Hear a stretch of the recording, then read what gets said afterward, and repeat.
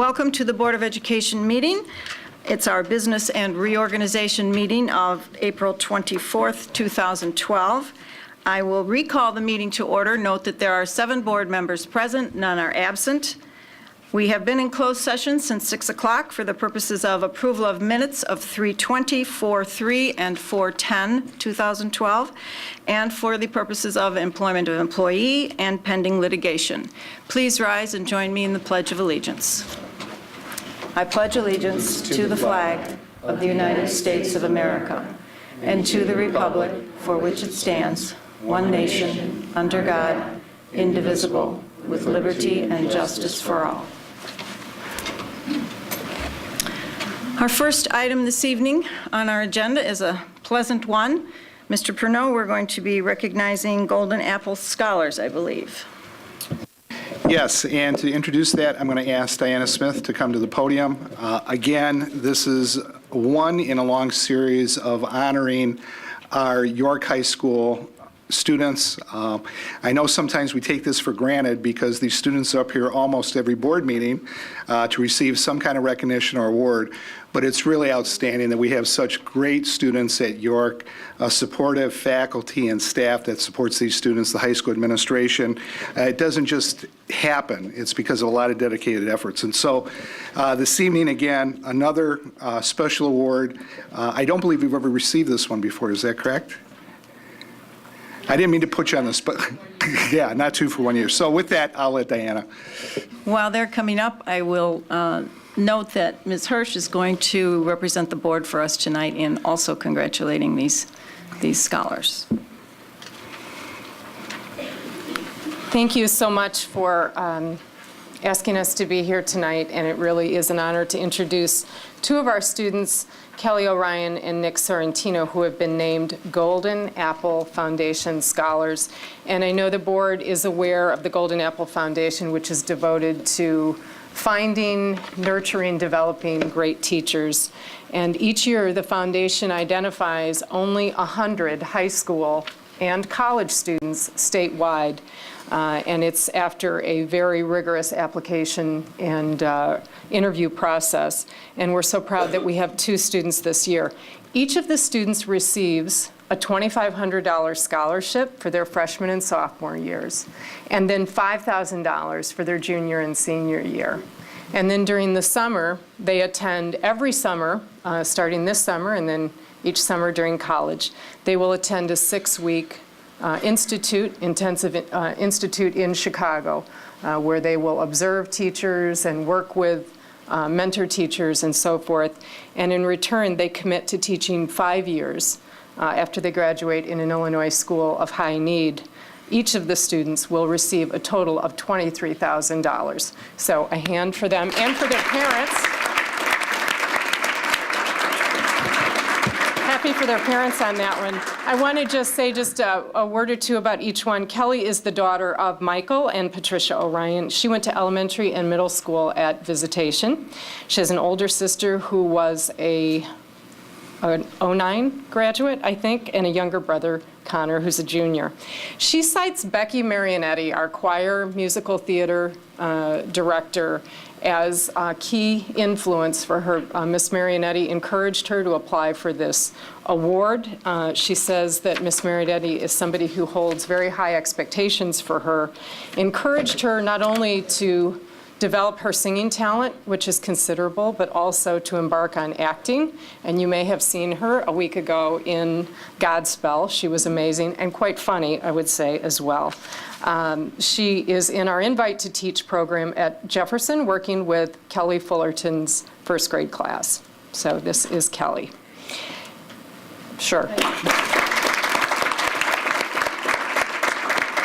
And Nick Sorrentino is the son of Pete and Jerry Sorrentino. You may know that his mother is a Reach teacher here in the district. He attended Edison and Sandburg.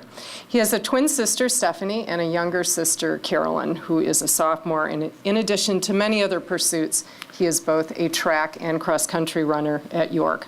He cites many people who have been influential for him, including a number of his relatives, his mother, but also a number of relatives who he said are in teaching. He said also his father, that he identifies his father as a role model to him because he works to fulfill the goals, to live the life that he wants. And he describes also Coach Newton as a great teacher and coach who demands excellence, as we know, and is very passionate about what he does. So it's my pleasure to introduce these students to you. Thank you.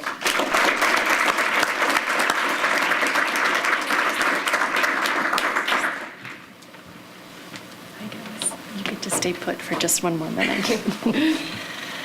Good evening. I just wanted to make a couple comments before I read the official board proclamation. I think the thing that is so inspiring to me is that these young adults, as we now call them, have clearly succeeded and done very well within our school system that we offer here in Elmhurst. And I think one of the things that is so impressive to me is that I know when I was 18 or 19 years old preparing to go off to college, I didn't have a good, solid understanding of what it was that I wanted to do with my life. I think most of us didn't.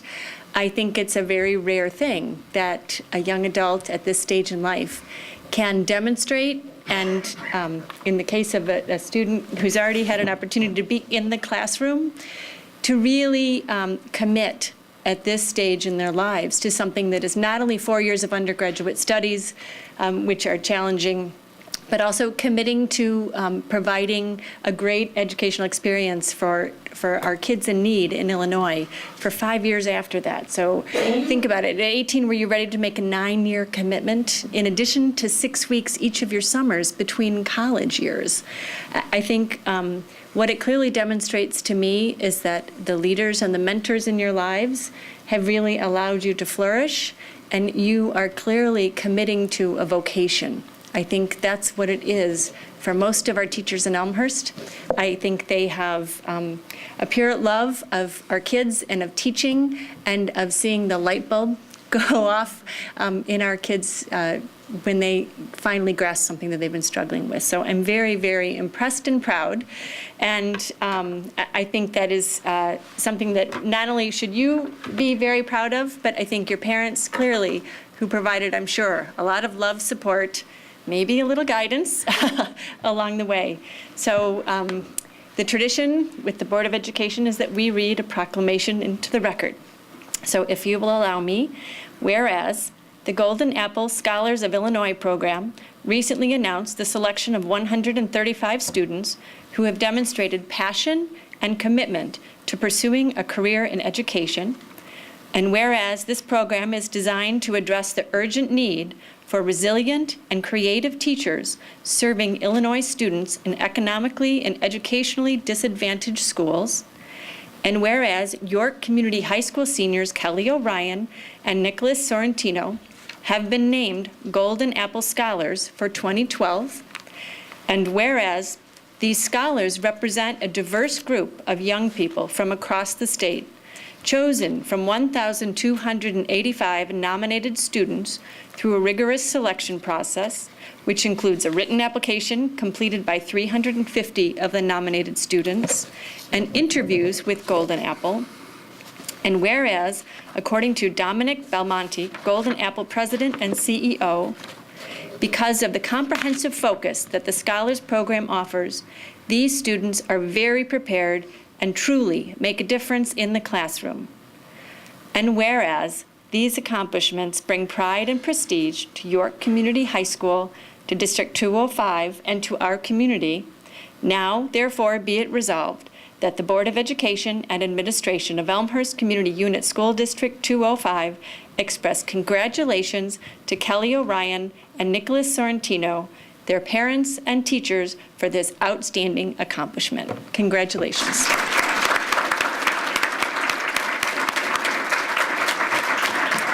Kelly, this has the proclamation and the program. Congratulations. You know, do me a favor. Walk on this side of the table and shake all the board members' hands. Congratulations. Here you go, Nick. Congratulations. Good luck.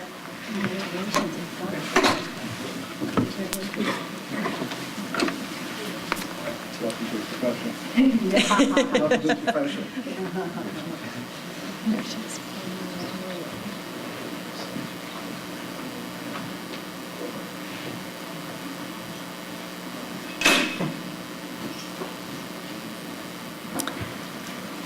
And now, in a very untypical, untransparent move, we're going to have another recognition that is not on our agenda this evening. We've received an award for transparency. Mr. Pruneau. Yes, as I told the board, this is my flaw tonight, that I forgot to put this on our recognition agenda, but that doesn't mean it's not important, and that I think it's a special award that Elmhurst 205 should be proud of. So let me introduce Brian Constan, who is the Director of Outreach at the Illinois Policy Institute, and he is here to share with us a special award for Elmhurst 205 this evening. Thank you very much for having me. I'm tall. I'm hoping this picks me up. It's been a while since I've been to District 205. I played basketball at Conan High School, and we played in the York Holiday Tournament, and we were the champions in 1996. But the reason that I'm here tonight is actually that District 205 has surpassed one of my home districts in regards to local government transparency. Just a little bit of background, the Illinois Policy Institute is a nonprofit, nonpartisan public policy organization based in Chicago and Springfield. And one of our missions is to ensure government transparency for local government agencies across the state. And we've created a project called the Local Transparency Project, which grades local government entities across the state on a 10-point transparency checklist on things such as contact information for elected officials, information about what's going to happen at board meetings, financial information like budgets and audits and expenditures, contracts, and things of that nature. And we recently did an audit of Elmhurst Community Unit School District 205, and you guys received an award, and I'd like to read to you a little bit that we have on the certificate here. It's the Local Transparency Project Certificate of Achievement, and on this date, April 24, 2012, the Illinois Policy Institute recognizes Elmhurst Community Unit School District 205 for its significant improvements in proactive online transparency.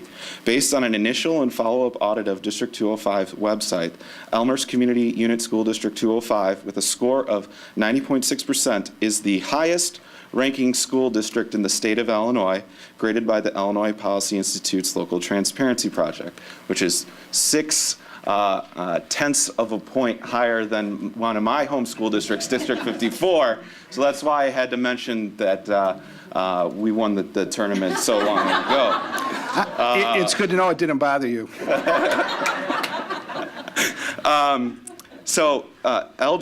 Elmhurst Community Unit School District 205 is applauded for setting a new standard in school district transparency. District 205 posts more financial and participatory information online than any other school district in the state per the Illinois Policy Institute's 10-point transparency checklist. So congratulations to everyone here, the board, superintendent, president, and also to Malia Smith for helping us out. Where is she? Oh, she's over there, for helping us out in this journey, as well as all the other staff that helped out on this as well. So I wanted to present this certificate to the board, if everyone wanted to come up here for a brief photo.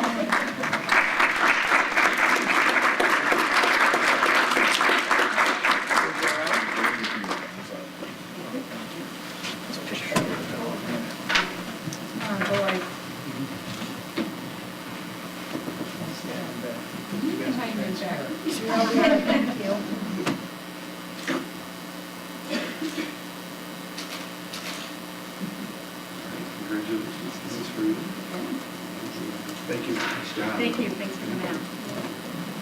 Congratulations. Nice job.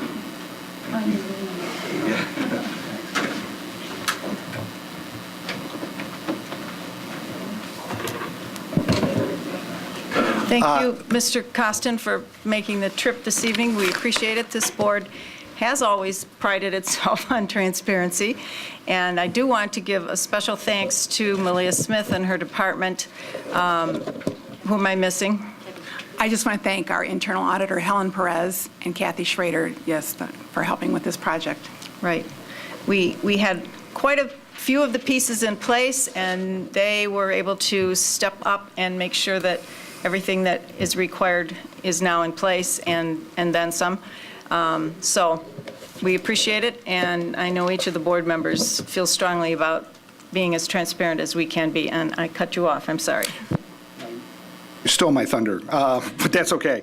But from the superintendent, I just want to say I want to thank Malia and her staff, Chris Welton and his staff, for really pulling together. When we initially got the score back in October, I believe, November time period, we weren't satisfied with that score, and they took it upon themselves to really increase that score, and the result is the recognition you received this evening. So the credit goes to the staffs on both those departments for taking that on. So I really appreciate those efforts by that staff and those individuals, Kathy Schrader and Helen Perez, who really took this on as a real project. So thank you.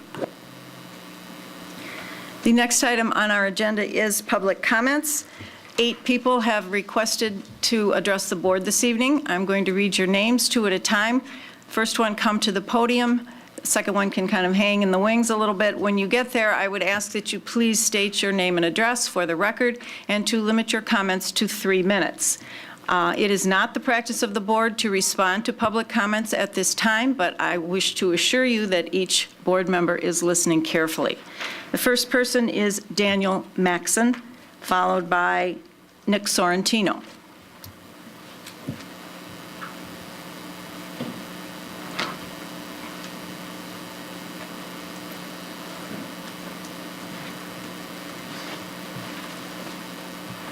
Hello, everyone. I'm speaking on behalf. My name is Daniel Maxon, and I live at 150 West Harrison Street, in the southern half of Elmhurst. I have a 200 plus signatures here in regards to Mr. Ware and his RIF. I would like to speak on his behalf because I am a cross-country athlete as well as a track athlete at York, and I've had many great experiences with Mr. Ware. He's a great coach and a great man and a great inspiration to many of us. We actually have an entire kind of wing over here in his support, and we are here to basically say that we would like him to be rehired for next year because we feel as though he is a great inspiration to many of us and has really made a huge impact on all of us. He's really shown me in specific how to be a better person, more driven towards excellence, and to be a better person as a whole. And I think that he really deserves to stay in the Elmhurst 205 district because he really does help a lot of us. And that is all. Thank you. Next speaker is Nick Sorrentino, a familiar face, followed by his sister Stephanie Sorrentino. I believe it's his sister. Yeah.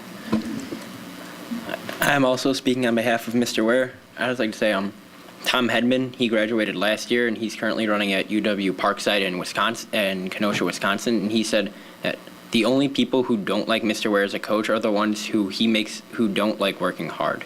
He makes people work hard, and he makes them achieve their goals. Mr. Ware lives in Oak Park, Illinois, and he has to drive in every morning at 6 a.m. so then he can help us work out and become better athletes and also better people. He's there before some people that actually live in Elmhurst, and he does this every day. And he also shows up to our Saturday practices, and if he could, he would be at our Sunday practices. Mr. Ware is very committed with the program, and he knows a lot about strength training. He makes us better people, and he also makes us a lot better athletes. And I just ask that you do not rift him and you keep him on board.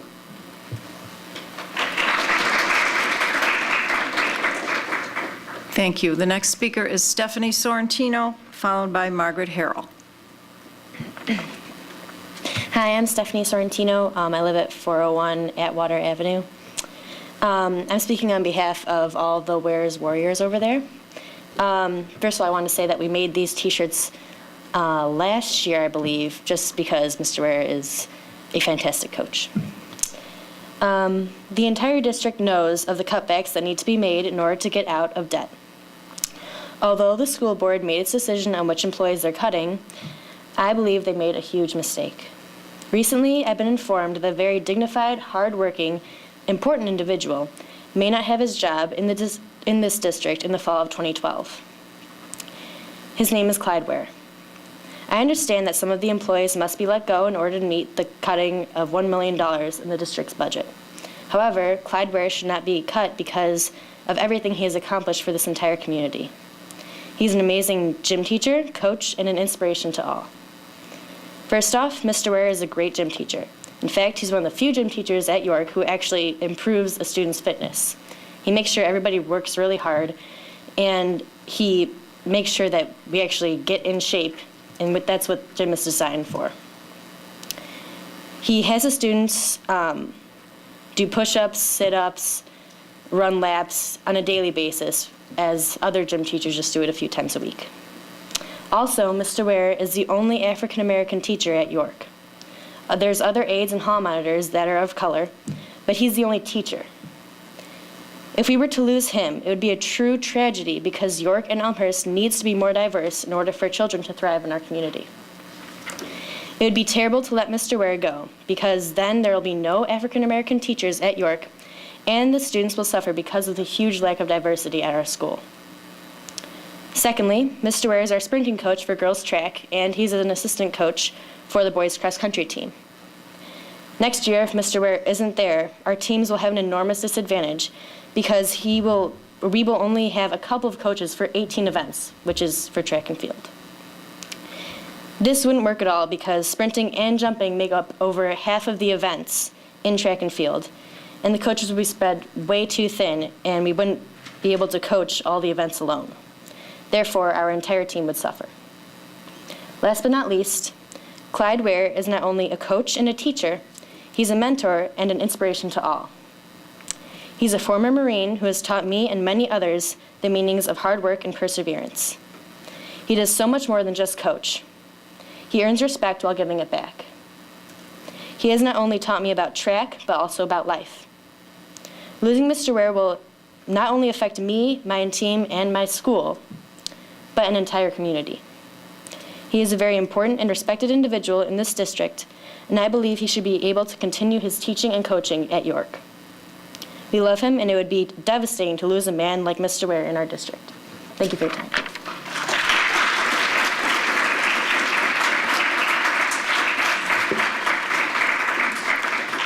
Next speaker is Margaret Harrell, followed by David Grotto.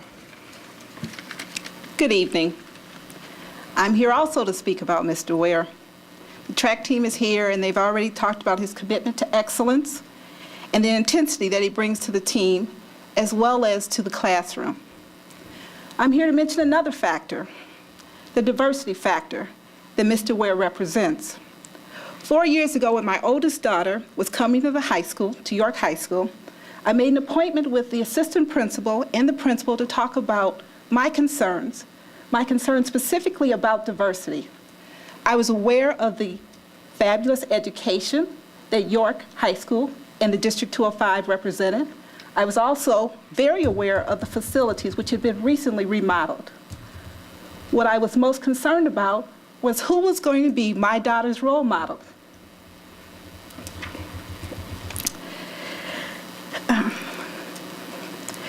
We have lived in the community for over 18 years, approximately 20 years, and we are blessed with many fabulous neighbors and friends. And yet, being a minority in Elmhurst can still be lonely, and I'd also like to add, somewhat intimidating. Over the years, I've witnessed many changes. I'm comforted by the growing minority population.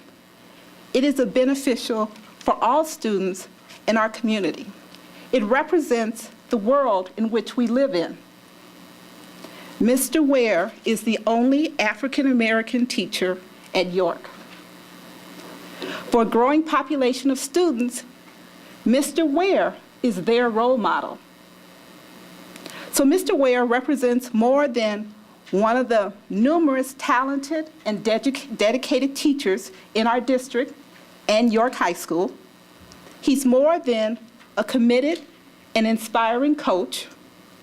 Mr. Ware is York's symbol of their commitment to diversity. It would be a major loss to lose this role model. Thank you.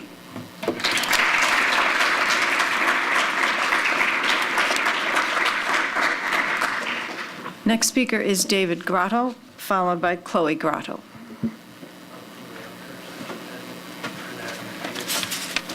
Okay, thank you very much for allowing me to take a few minutes to address the school board. My name is David Grotto. I live at 177 East St. Charles Road. Been a resident here for approximately 13 years. I do want to start off saying, as a taxpayer, I really do want to commend the school board for making some very difficult decisions. I understand that we have a financial crisis and hard decisions absolutely need to be made.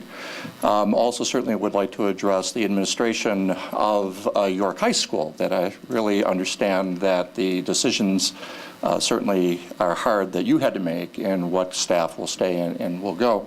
I come to you today actually with wearing three hats. One is a taxpayer, one is certainly as a concerned father, but also a health professional. And I just prepared something very small that I'd like to read to you today. It has come to my attention that Coach Clyde Ware of York High School will be losing his employment as a side consequence of the new teachers' agreement. I understand some hard decisions had to be made in light of our present financial situation, as I said. However, I think it's important that you know what an amazing coach he is and would like to share a brief story of how he's influenced my children to be more active. Both of my daughters who attend York have historically struggled with being physically active. However, since joining the track team, I've seen some amazing transformations in them both physically and mentally. This drive that Coach Ware instilled in them has also inspired them to be better in their academic performance and has also given them self-confidence to take on more challenging coursework and to pursue more rigorous career paths. Due to his influence, he has molded my oldest daughter, Chloe, into someone who was formerly wanted no part of physical activity to now being a top varsity contender for pole vault and sprints. I can honestly say that though many teachers and other coaches have touched my daughter's lives, I can honestly say no one outside of our family has had such life-transforming influence on them. My concern is not only as a father whose daughters who are losing their coach, but also as a health professional, registered dietitian, who is seeing a growing trend in gutting sports and physical activity programs as the sacrificial lambs when budgets get tight. Unfortunately, this knee-jerk response to correct dire financial scenarios has devastating long-term economic consequences that are already impacting the nation right now as we speak. As you may be aware, we have not only an obesity epidemic in this country for adults, but for children as well. While it appears that the trajectory for adult obesity may be leveling off, the statistics are not encouraging for the rate of obesity in childhood and adolescence. Physical activity is in short supply for the youth of America. The economic impact of the cost of obesity is already unsustainable and truly puts our children's future in peril. The tie to Coach Ware is obvious. We need physical activity experts now more than ever, as the battle cry has also been championed by our First Lady to support for the national Let's Move campaign. But sports and coaches who supervise them have far-reaching impact beyond the appreciation for physical activity and being fit. Coaches also provide our children vital life skills not acquired in the classroom, yet have tremendous application to real life beyond academia. For example, team building, self-worth, sportsmanship, leadership, competitive edge, goal setting, and the drive to dig deeper, test our abilities, and to push our limits. Please give consideration to retaining this amazing coach and life influencer who is responsible for many young women and men who will leave York stronger physically, mentally, and spiritually. Thank you for your time.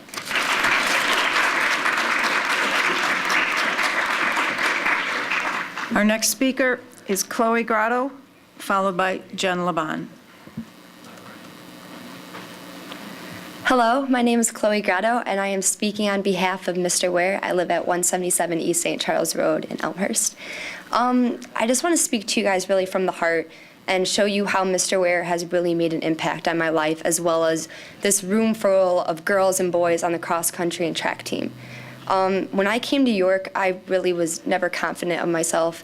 I never had done really a sport. I mean, I tried track in middle school. I'd never been a star athlete. I'd never been good at really that many things. Even academics, I was just kind of mediocre.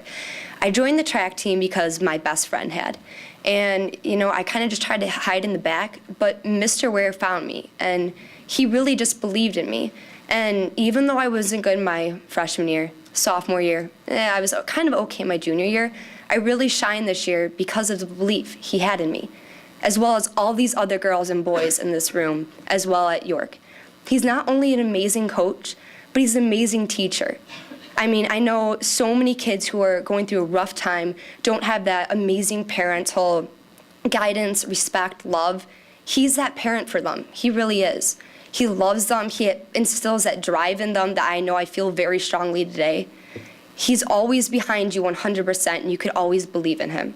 He'll always be there. I know he is the most motivated man I've ever seen for physical activity, as my father just explained.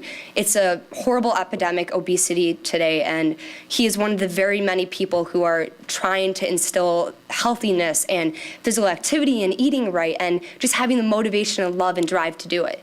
And I know he's instilled that in me, and my sister and my family even has changed so much because of him.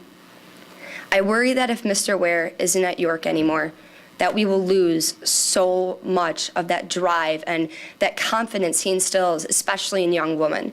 I know I recently got accepted into U of I, and I never would have even dreamed of applying to such a big school if it hadn't been for Mr. Ware.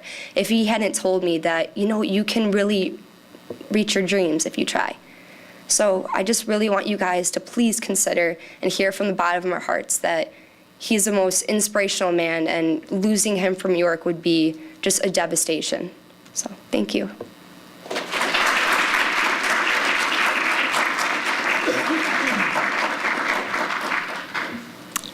Thank you. Our next speaker is Jen Levon, followed by Katie Padberg.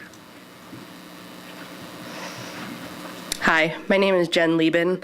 I'm the art teacher at Sandburg Middle School, so that's kind of my address. I'd like to talk about the last board meeting. There was a fair amount of negative comments made by some board members regarding the contract negotiation process. There was an email sent out from administration to all certified staff on that very same evening, and I'd like to read this email in order to shed some light on the situation and maybe give another side of the story. The email reads, "I wanted you to know that the teacher's contract was approved by the Board of Education tonight. I also want to share with each of you my utmost admiration and respect for the professionalism each of you displayed during this process. I know this has been a very difficult year and a half, filled with uncertainty, confusion, and I'm sure at times frustration. However, in my time with you this year, I continued to observe dedicated teachers who put students above all the other distractions, who continued to work with students on their own time, continued to attend committee meetings, and display the highest qualities of our profession. I look forward with great anticipation to working in partnership with each of you in the future. I am more convinced than ever that with your help, we can create an exceptional educational community for our students. Thank you for putting students first." I'd now like to turn the floor over to our union boss, ETC President Katie Padberg.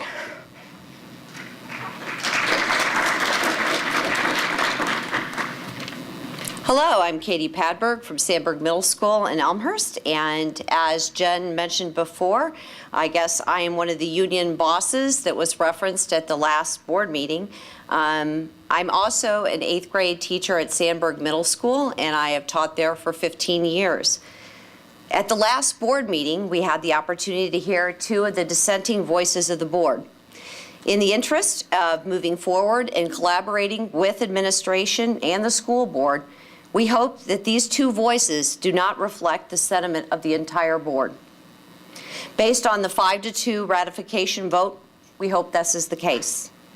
We look forward to mutually moving forward and providing a commitment to excellence to our students. In a year in which teachers took a pay freeze, and looking ahead now to a year in which teachers will receive less than a 1% salary increase, the recent budget cuts have been associated with teachers and their compensation. The cuts this year are unfortunate. Our hope is that we'll find ourselves in a situation like last year at this time, when the budget indicated that the staff needed to be reduced by 15 teachers, but by the start of the school year in August, the district had hired 29 new teachers. We do want to highlight that while teachers do contribute over 9% to their pensions, and teachers pay 25% of their family health care costs, the district pays for all of the health care costs for administration and their families and all of their pensions. Additionally, the district has hired several administrative positions in the district's central office with salaries in excess of $100,000 in the last 6 years. Many of these administrators are compensated at higher levels than their predecessors in the central office. We are puzzled that while we see teachers and student programs cut, the administration seems to grow. Yet, speaking on behalf of the teachers, we are looking to move forward, and we do want to ensure that the board, administration, and all of the teachers here in District 205 are committed to move forward collaboratively and positively, and that indeed, not just the teachers, but administration and the board are committed to excellence. Thank you.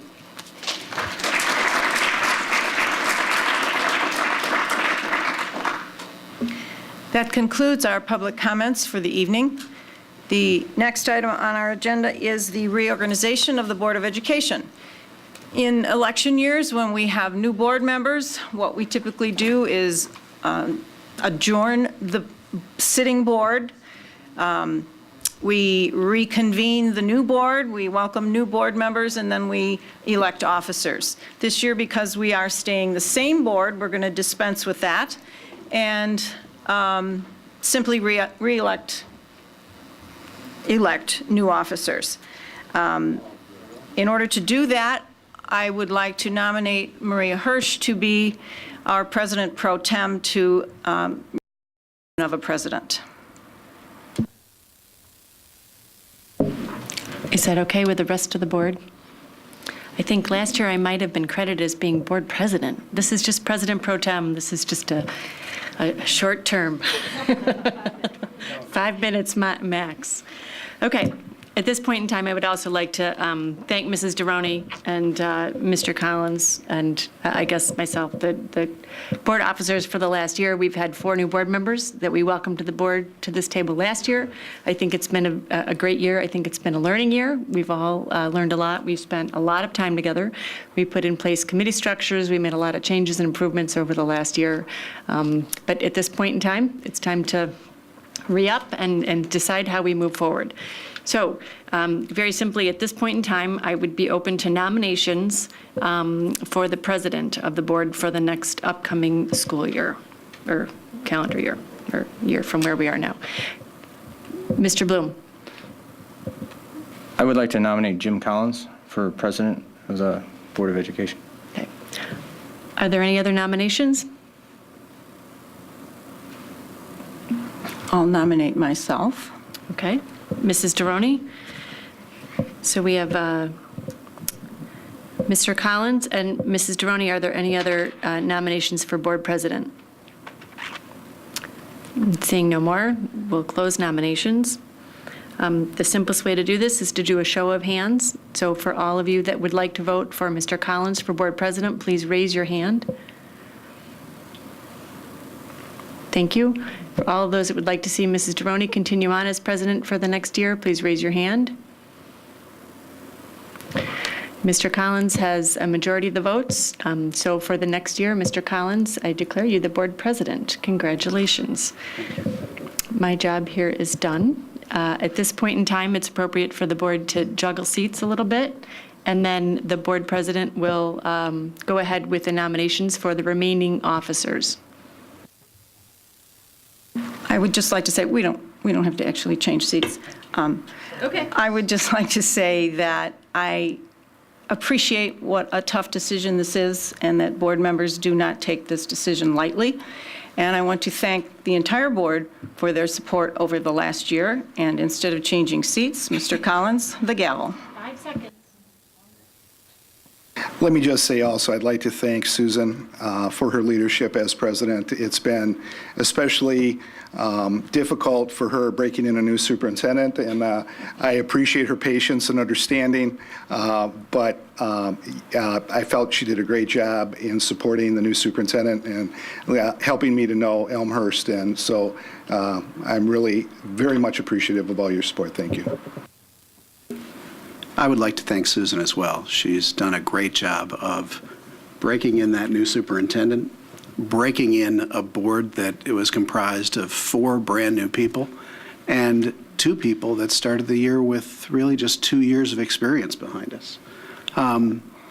Susan, with her 20 years of experience on the school board, provided us with the leadership we needed to make a smooth, steady transition in a district that was undergoing so much change all at once on the board and the administration. I mean, 3 out of the 4 of our assistant superintendents had not held the job they had the year previously. So thank you very much, Susan, for your leadership. With that, yes, please. Say one thing.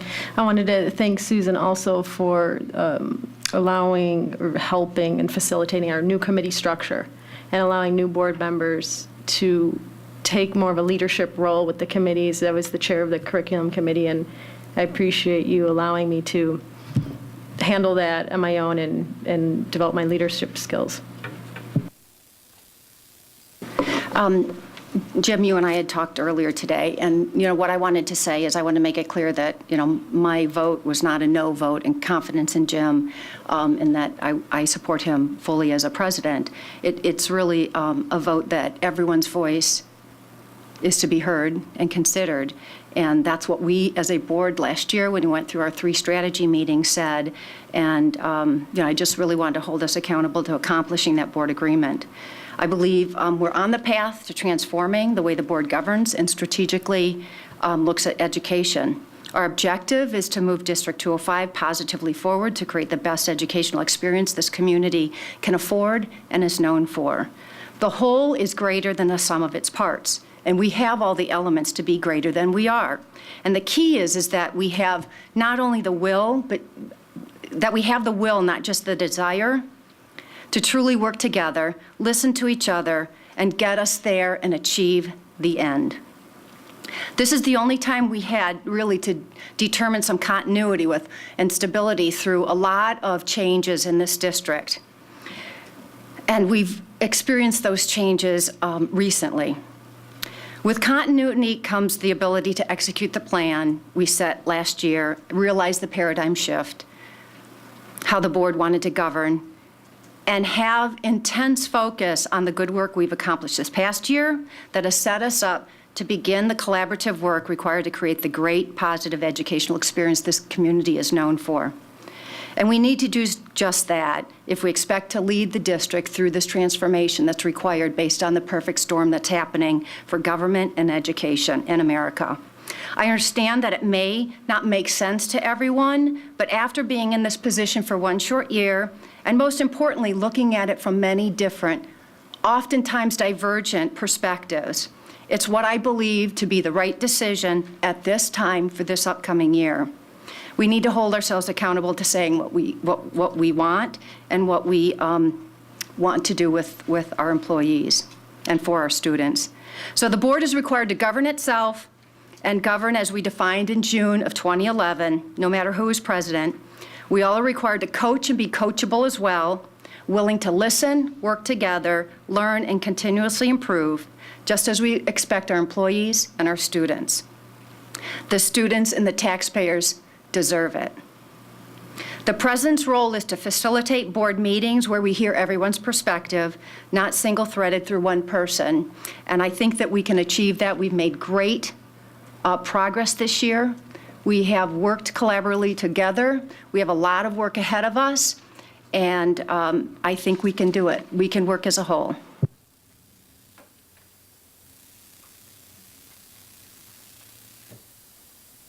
Karen, thank you. Well said. This will be a board that will govern by consensus. All voices will be heard. And I think this is a great board. We have individual contributors that as a whole can achieve more than any one of us could on our own. And I look forward to working with the board for the next year. With that said, should we get on to the rest of the officer elections? Do I hear a nomination for vice president?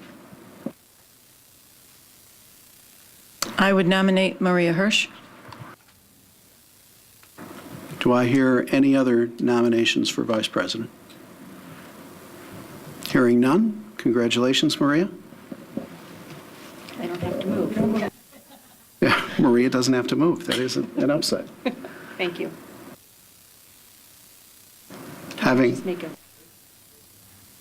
I think, thank you. I want to thank my fellow board members for their support. I think one of the key things that we had talked about and we are increasingly doing is working together as a team. I think there's been many ideas that we've shared over the last, since I've been on board, 3 years in terms of the whole board working together. I think the committee structure has allowed all board members to have a more direct say, but I look forward to working with Mr. Collins and the yet-to-be-named player serving as secretary to really work collaboratively and ensure that we reach out and hear everybody's opinion, everybody's concerns, and that we listen to all of our constituents and make sure that we're representing well those competing interests. Thank you, Maria. I'm going to be leaning a lot on Maria and the rest of the board this year to help me perform my role and help make sure that this is the best school board in the history of District 205. Do I hear a nomination for secretary of the board? Mr. McDonough? I nominate Shannon Ebner for secretary of the board. Do I hear other nominations? Hearing none? Congratulations, Shannon. You get to move chairs, too.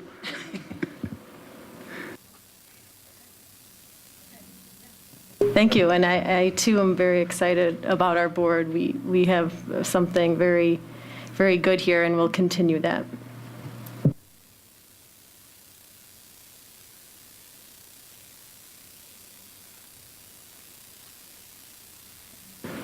Now I have to do something that I'm not used to doing, and that is following the agenda very closely. And again, I lean, please, on Mrs. Deroni to help me through this process of transition of actually running the meeting. As Peggy Ostachek once said, it is a very different meeting from that chair. And don't you worry. Thank you. Now, do we need to change chairs now, or can we just continue the meeting from our present chairs? Lovely. All right. Our next item, item E, establishment of a regular Board of Education meeting schedule. We have on board docs a proposed schedule of board meetings for the calendar, or for the year that begins July 1st and ends June 30th, 2013, so for the upcoming school year. Are there any objections to or any discussion about the proposed meeting schedule? Susan, please. In the past, we've not had the late November meeting. We have scheduled for our written calendar just the one meeting in November. Very often, we have called a special meeting in November when there's been a lot of business going on. But to schedule a meeting that's right after Thanksgiving is very tough on the staff. It's tough on the board. It's following the heels of our school board conference. And I would propose that we take that meeting off the schedule. As I say, we can always call a special meeting. We can add it later if we need to. It's a little more transparent to the public to say we're only going to have one meeting in November, and then if we need to call one, we can. But to set out the expectation that we're going to be meeting that time, I think, is a disservice.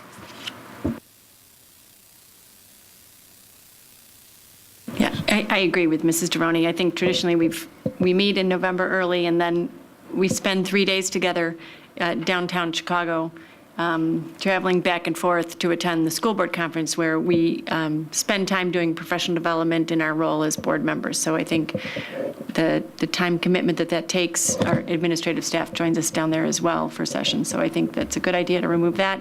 The only other question I had was, I believe we have one meeting listed in March. I think I talked to Mrs. Deroney a little bit about this earlier. We typically end up dealing with budget considerations in March. And I know we kind of butt up against spring break, so I'm not sure how that schedule works out. But again, in terms of transparency, I think we end up always needing 2 meetings in March. I'm not sure how we want to handle that, but I'd say take one off in November, add one to March, see if we can fit it in around spring break.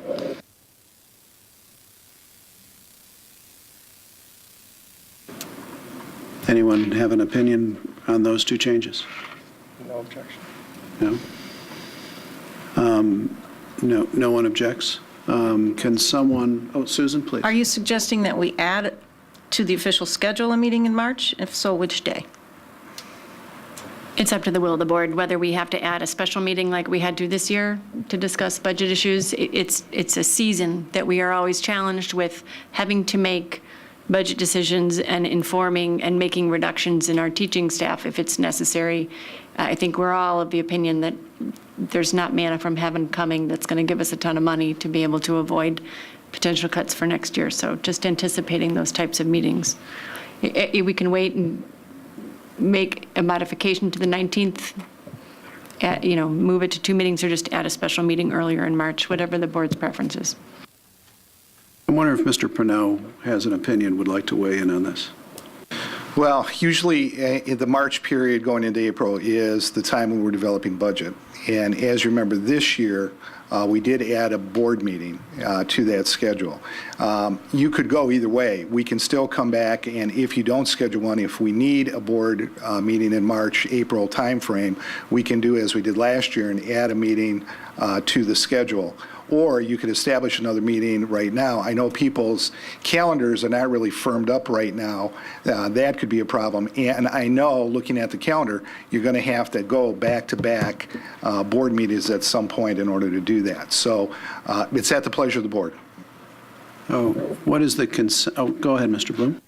Could I propose that in the budget process we talked about kind of an outlook for how we do it next year, involving the community, some of the other things that we want to accomplish. I would propose that the Finance Committee be tasked with bringing a calendar to the board shortly with, and I don't know, Chris, how far in advance, but laying out a calendar that, this meeting is one of many that we need to have as part of our process, and just getting the board to agree to it. And if that ends up with an extra meeting, we'll do it at that point in time. Is that acceptable? Chris, does that work? I'm a little unclear on your proposal. You're proposing that we defer the calendar to the Finance Committee and come back, or? As far as adding an extra meeting, I think there are multiple meetings as the budget process goes along that we will want to add to our calendar. So let's have the whole, in entirety in front of us, the process and the dates that we need to hit and the meetings that we need to have, and then come back and put that in front of the board and say, is this a schedule that's acceptable to the board? And if so, we need to add a meeting on this date or this date. Mr. McDonough. So what you're saying is approve the calendar with Ms. Deroney's change, knowing that we're going to come back with some budget calendar later on and maybe adding a special meeting. It seems to me the most efficient way to handle this. Mr. Bloom, is that what you had in mind? Thank you, John, for clarifying that. Any discussion on that, or how about we put that in the form of a motion?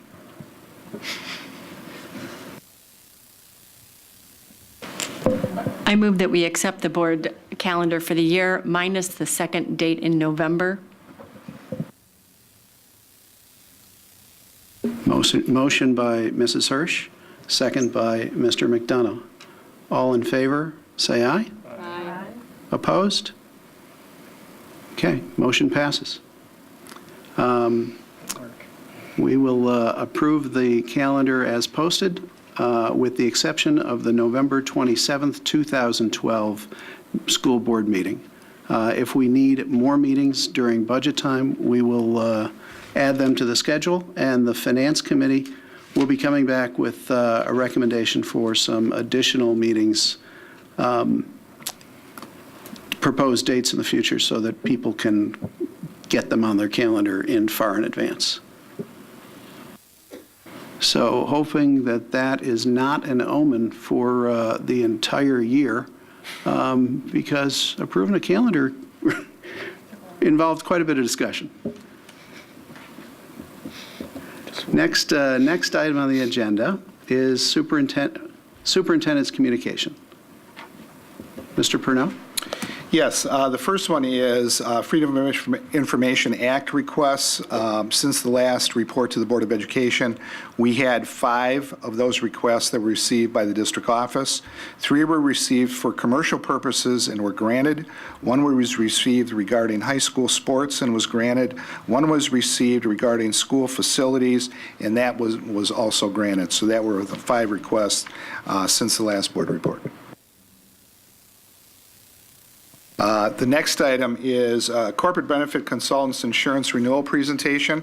I would like to turn this over to Mr. Welton and the Corporate Benefit Consultants who are employed by the school district. And in the next board meeting, you will have an agenda item on your agenda to approve the benefits package for our employees for next year. But we wanted to have the report to the board this evening. We have Ted Reese and Rhonda Sanders here from Corporate Benefit Consultants to talk about the renewal. As you know, we hired corporate benefit consultants this year in the RFP process, and they have been working extremely hard since the day that they started working on our renewal, and it is a favorable one. So we'll turn it over to Ted and Rhonda. Hi, I'm going to let Rhonda give the presentation, but I'd like to tell you we're very excited working with you and with Chris Welton and his staff. We've already achieved a lot of savings and some good things that Rhonda's going to go through tonight, and we're looking forward to more in the future. And I'm going to take a seat. I guess we should. You guys can back me up anytime you want. I guess we should point out that Corporate Benefits Consultants were the winner of our request for proposal for a new benefit consulting firm for District 205, and this is the first time they've appeared before us. Welcome. Thank you. Thank you. Thank you. Thank you. Good evening. My name is Rhonda Sanders, and I am with Corporate Benefit Consultants, and I am one of the consultants working with the district. Just to sort of mirror Ted's comments, our goal as your new consultant is to really help you find ways within your benefit plan to find potential savings without severely compromising the benefits that your employees of the district are used to, because that's so important, especially now with healthcare reform. So with that, I have to use David here a little bit because we have a little snafu. But just a few things we'd like to go over. We'll give you just a short, brief background about our company. We'll talk about the actual 2012-2013 renewal projections. We also would like to share with you some suggestions and considerations that we'd like to present for 2013 and 14, and then beyond that with healthcare reform. And then also just give you a brief little summary of the new benefit website that we have built for your employees of the district. Corporate Benefit Consultants was established in 1996. We're located in Des Plaines. We have 30 full-time staff members, 11 consultants, including 3 of the owners. Ted is one of them. We have 19 support staff. Of that staff, there are approximately 6 to 8 people that are specifically assigned to District 205. So you have a good group of people, including customer advocates that help your employees with their claim issues, work very closely with Chris and Audrey in the benefit department as well. Our agency has approximately 225 clients on a national basis. We represent 100,000 covered employees. So that doesn't include dependents, it's employee base only. Our book of business is split equally, I would say, between self-insured and fully insured, but the premium equivalent of that business equates to about $500 million. We provide consulting services to 30 local school districts in the state of Illinois. We'll give you a brief summary of who some of those clients are. With Blue Cross Blue Shield, we've been what we called a Blue Diamond producer since 2007. What that means is because we're a smaller, mid-sized agency and not a national agency like you would see with the Aons and the Hewitts, that's a very prestigious ranking for us because of the fact that we are a smaller local agency. We're also a member of the United Benefit Advisors, which is the nation's largest privately held employee benefit association, and what that gives us is the opportunity to provide services, technology, and information to our clients that we normally would not have on a standalone basis. Okay, David, thank you. Some of our clients, school clients that we represent that are over 500 employee lives are District 214 in Arlington Heights, District 211 in Palatine, Community Consolidated School District 181 in Hinsdale, District 219 in Niles, Joliet Junior College, Maine Township High School District 207, Joliet Township High School District in Joliet, and we have a couple of districts in Community High School District 117, and then Glenview Public Schools 34, which is an elementary. But this is just a partial listing of some of our larger school districts, similar in size to Elmhurst. So the real important thing that we started working with Chris and his team was the renewal for 2012. Making a transition from consultants in the middle of negotiating your renewal and working on that was a little, tough for Chris and his staff, but we were able to get through it pretty well. The good news is that there will be no increase to your PPO premiums for the 2012-2013 plan year. The projected annual cost are $8.105 million. And when we refer to cost, we refer to a combination of your fixed cost and your projected claims. So that number could vary depending on your claims under the PPO plan because you are self-funded. But for budget purposes, we like to give you a number to at least budget and at least prepare from a premium equivalent perspective from. When we look at the fixed cost, your fixed costs represent approximately 9% of that total projection, which is $725,000. And within those components, we look at your administrative fee, we look at your prescription drug rebates, we look at your individual stop loss, which is your reinsurance coverage, and the district is responsible for the first $150,000 per person covered under your plan. After that, you pay for coverage that protects you, whereas Blue Cross Blue Shield would pick up that expense. And your aggregate stop loss, which is your umbrella stop loss that covers every claim that's under that specific stop loss of $150,000. So the fixed costs from the initial renewal were actually reduced approximately 10%. And how we were able to negotiate that and the areas of reduction were in the reinsurance cost. As a self-funded client with Blue Cross, we can go out to other outside markets and market that reinsurance coverage and take that from Blue Cross.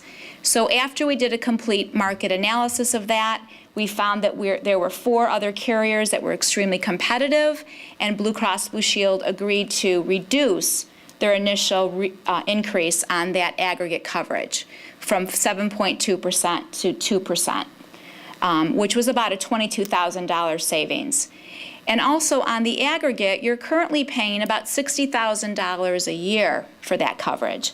And our analysis over a 5-year period showed that you were never even close to hitting that aggregate projection that was set by Blue Cross Blue Shield. So as a result, that aggregate coverage will be eliminated in 2012, saving you an additional $60,000. The nice thing with this renewal for the PPO is that with no increase to your premiums in 2012, the district costs are projected to fall well below the Blue Cross's trends. Blue Cross trends today are probably the lowest we've seen in many, many years, where we're looking at the PPO medical trend at 6.7%. The RX trend is running about 6.3, and the HMO is running at 7.2.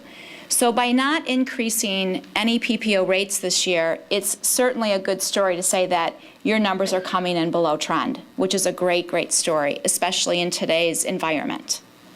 The trends that we're showing, that's okay, you can stay where you're at. The trends that we're showing were actual trends that Blue Cross Blue Shield used for the purposes of your renewal for 2012. Okay? You can go to the next one, thank you. The next chart really just shows what the current, what we call premium equivalent rates are. This is the rate that is combined of both the district's portion and the employee's portion. Okay? And so you can see in the first column the rates that are broken out by your separate tiers and the proposed rates for the next year. There's a slight difference only in the fact that the Medicare single rate went up slightly, and it's important to note that your Medicare retirees pay 100% of that premium. So it's really not a district expense.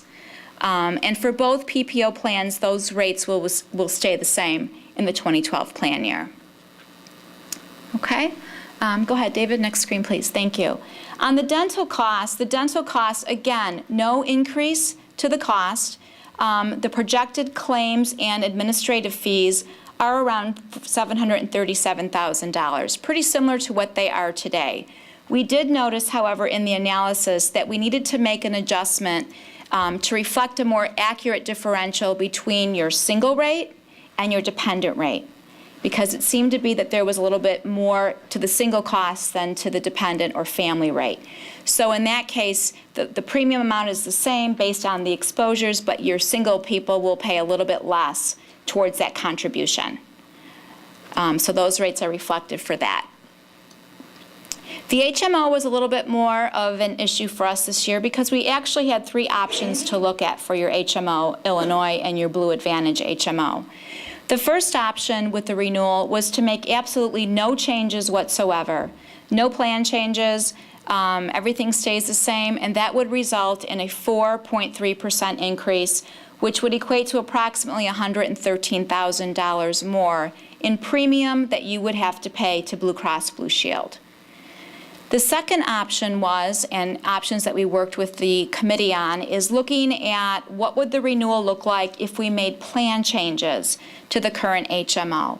How would that impact the rates or the renewal? And the proposed plan changes that we had proposed to the committee decreased that renewal from 4.3% to 2.6%, which was about a $45,000 savings overall. So your annual premium would have been about 2.693 compared to 2.738. The last option was keeping the HMO the exact same plans that you have today, but looking at the funding arrangement. Today, you're fully insured, which basically means you pay a premium to Blue Cross Blue Shield every month, regardless of what your actual costs are. So we look at, can we change that funding to make it self-funded, very similar to what you have with your PPO plan today, which basically means you pay the actual cost instead of paying premium that is projected. And from our analysis, we recommended that you go that way in 2012 and you change your funding arrangement. No plan changes to the plans. Your employees see the same benefits, and we just change the funding arrangement. So basically, all that means to your members or your employees is that they'll have to get new ID cards before July 1st because they will get a new HMO group number. From a perspective of that, you're going to stay exactly the same cost that you would if you were under a fully insured plan today, no changes. So that is our recommendation for the 2012 plan year on the HMO. Seamless to the employees with the exception of the new ID cards. Okay? Go ahead, thank you. I talked a little bit about the self-funding. It's very important to understand that with your HMO, Blue Cross Blue Shield allows you to self-fund the HMO, but they refer to it as a cost-plus contract. Under your PPO, they refer to it as administrative services only, or ASO. The biggest difference with the Cost Plus is that it's a self-funded arrangement, but it's insured.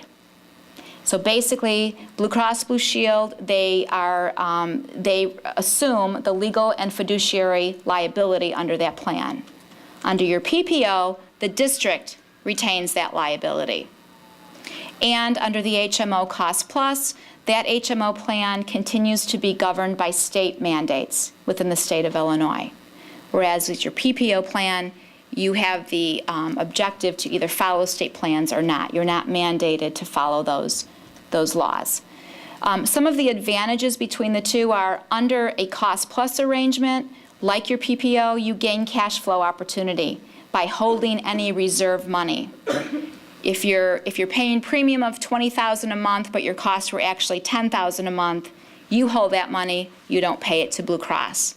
So you have that cash flow advantage. You pay your claims and your fixed costs on an actual basis rather than on a projected basis. You have reduced administrative cost. There's no margin that you usually see margin built into the fully insured premium, and you also have the same stop loss protection under an HMO plan like you do with the PPO. So you have that reinsurance liability where you're protected over a certain dollar amount. Some of the plan changes that we reviewed with committee was looking at changing some of your office visits, some of your co-pays for outpatient surgery, increasing your inpatient hospital deductibles, and also changing your mail order prescription from 2 times retail from 1 times to 2 times.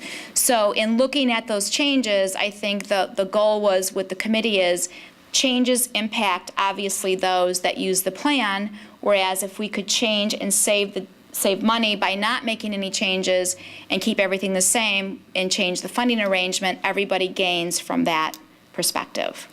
So these are just some of the examples of the plan changes that we proposed to the HMO plans. Here are the premium equivalent comparison rates for the HMO plan. Again, no change in cost. These costs represent both the district and the employee portion. And you can see that with the premium the same, everything stays the same from a projection perspective at $2.6 million. The other lines of coverage that we looked at was your group term life, accidental death and disability, and your supplemental life benefit. We went and did a full market analysis, or RFP, if you will. We contacted and sent this out to 11 different carriers, all of which provided proposals. We were very pleased. The market results were extremely competitive, and we have carriers that are A+ rated that came in approximately 50% lower than your current cost. The estimated total savings to the district over a 3-year period is approximately $80,000. And any change to a new carrier is guaranteed the same coverage that you currently have to your members. It's very seamless to the employee. The coverage stays the same, and there's nothing for your employees to have to do. So that's what we're looking at for the life and AD&D coverage. We're also very excited and to say that we also offered as part of our services to build and maintain a full-blown employee benefit website for all of your employees and their members, which is available 24/7. We have it up and running. It will be available for your members to use as part of open enrollment. This benefit website is specific to Elmhurst. It has your branding all over it. So when your members contact and go on that site, they feel that it's something that you as a district are offering. It offers them all of their benefit booklets, all of their claim forms, links to the different networks and providers that you give them access to. It's also used for any benefit changes or announcements, and also all of the required notices as a district that you are required to give to your employees are listed on that benefit website as well, with regards to HIPAA and any new healthcare reform notices that you may be required to provide. So that's available to your employees as well. Moving forward, it's a lot to take in because between now and the next election will be a big, question mark, and then after election, what happens to healthcare reform and how do you as a district react to that? One of the things that we want to do in the next year is do a complete market analysis for your prescription drug plan. Like the reinsurance program, we can carve that out of Blue Cross Blue Shield. It's also very important under a self-funded plan to market your prescription drug. That's changing constantly with contracts and things of that nature. So we will do that over the next year. We also want to look at modifying or changing your PPO2 plan from the current structure to more of a consumer-driven health plan, with either offering a health reimbursement account or a health savings account, which is becoming more and more popular. Particularly if you're hiring young, teachers and young staff, a lot of people like to see that you're offering some sort of health savings account with a high deductible. We're also meeting with your current wellness provider to restructure the pricing that they're offering you for your next wellness program in 2013. And then more importantly, throughout the next year, working with your insurance committees to make sure we provide them with educational sessions on understanding and giving them enough information about consumer-driven health plan options, benefits, and more importantly, what is coming up with healthcare reform pending November elections. So that's real important to us as well. So I think, David, that's our last? Yes. So if there's any questions or? Mrs. Tironi? I have a couple of questions. Your slide 11. Slide 11, okay. Where you talk about yes, proposed plan or plan change options, are those going to happen or not? No. Our recommended renewal was for the HMO was to keep everything the same, no plan changes, but to change the cost funding. plus. Correct. What are the disadvantages of going to that cost plus plan? The biggest disadvantage would be if, for some reason, your claims skyrocketed under the HMO, above and beyond what the claim projections were, very similar to what we have with your PPO today. You have to fund those claims up to a certain level, and then it could be above and beyond your projections, or the projections that we have. You have that today in place with your PPO. So that's really the worst case scenario. And with your HMO, you have to keep in mind that you have capitations that are paid to the providers, whether your members seek those services or not from the doctors. All you're really paying are your hospital claims. Your physician claims are paid on a capitated basis every month, and then your prescription drug claims. So really you would have to have really high hospital claims that were unexpected, that went above and beyond the stop loss, individual stop loss that you have similar to your PPO plan. There's really no differential between the two plans as far as how you fund them. You had mentioned in an earlier slide that the retirees pay their own premiums, so there's no cost difference to us. Right. There was a slight increase in the Medicare single rate, and you have a group of grandfathered retirees that pay that rate. They pay 100% of that cost. So in that slide, there was a very slight increase in the premium, 0.2%, I believe, forward. Yeah. And that just meant that that's because those 17 people are going to pay a little bit higher premium, and that's in that calculation. But the district does not pay the cost of that insurance. They pay the full premium of $365 But we share in the claims, just like we do with other employees. You share in the claims, but this cost is rated to hopefully cover the entire claim cost, whereas the rate that you have currently, the district is definitely subsidizing a portion of that. We won't know if this rate will cover the full amount until we look at next year's claims. In other words, that single premium that you have today, if we look at the retirees' experience, the premium that they pay was less than what the actual claims were that were paid out for those retirees. So that premium was adjusted to reflect more of an accurate number to cover the full cost of the retiree experience. And this is a question for the administration. Are the projected costs of this plan, which have now dropped a bit, in line with our budget? I mean, were the projected ones in the budget? Are we still okay on the budget when it comes to our insurance premiums? This is with a 0% is slightly less than we projected.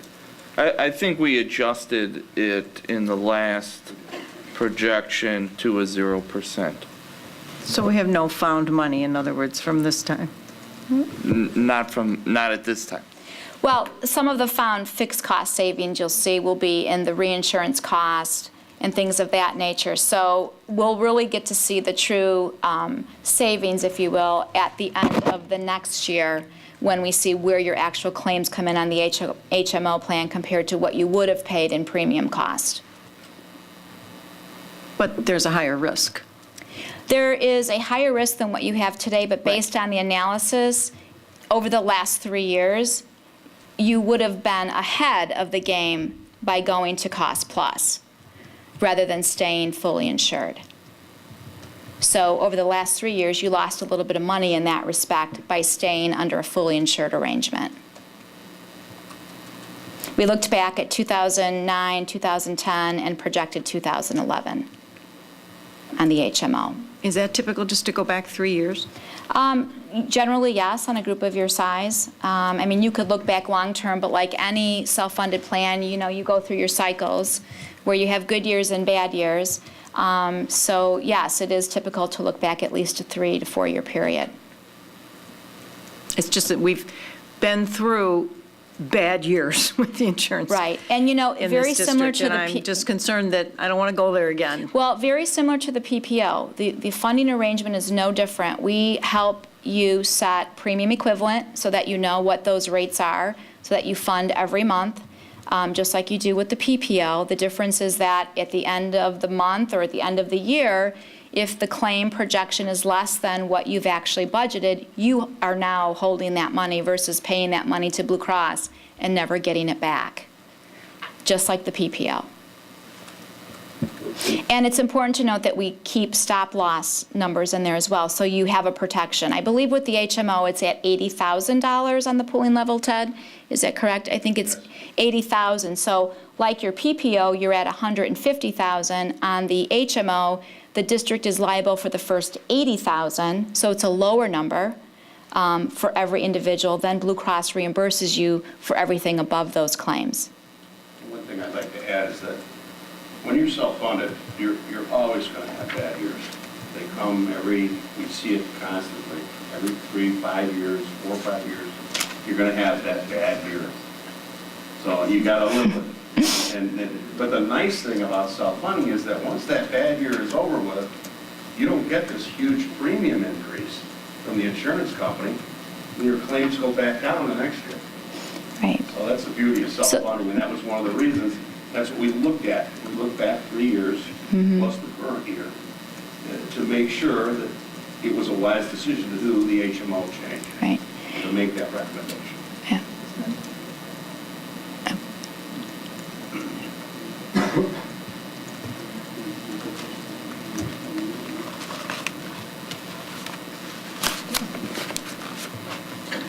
Are there any other questions?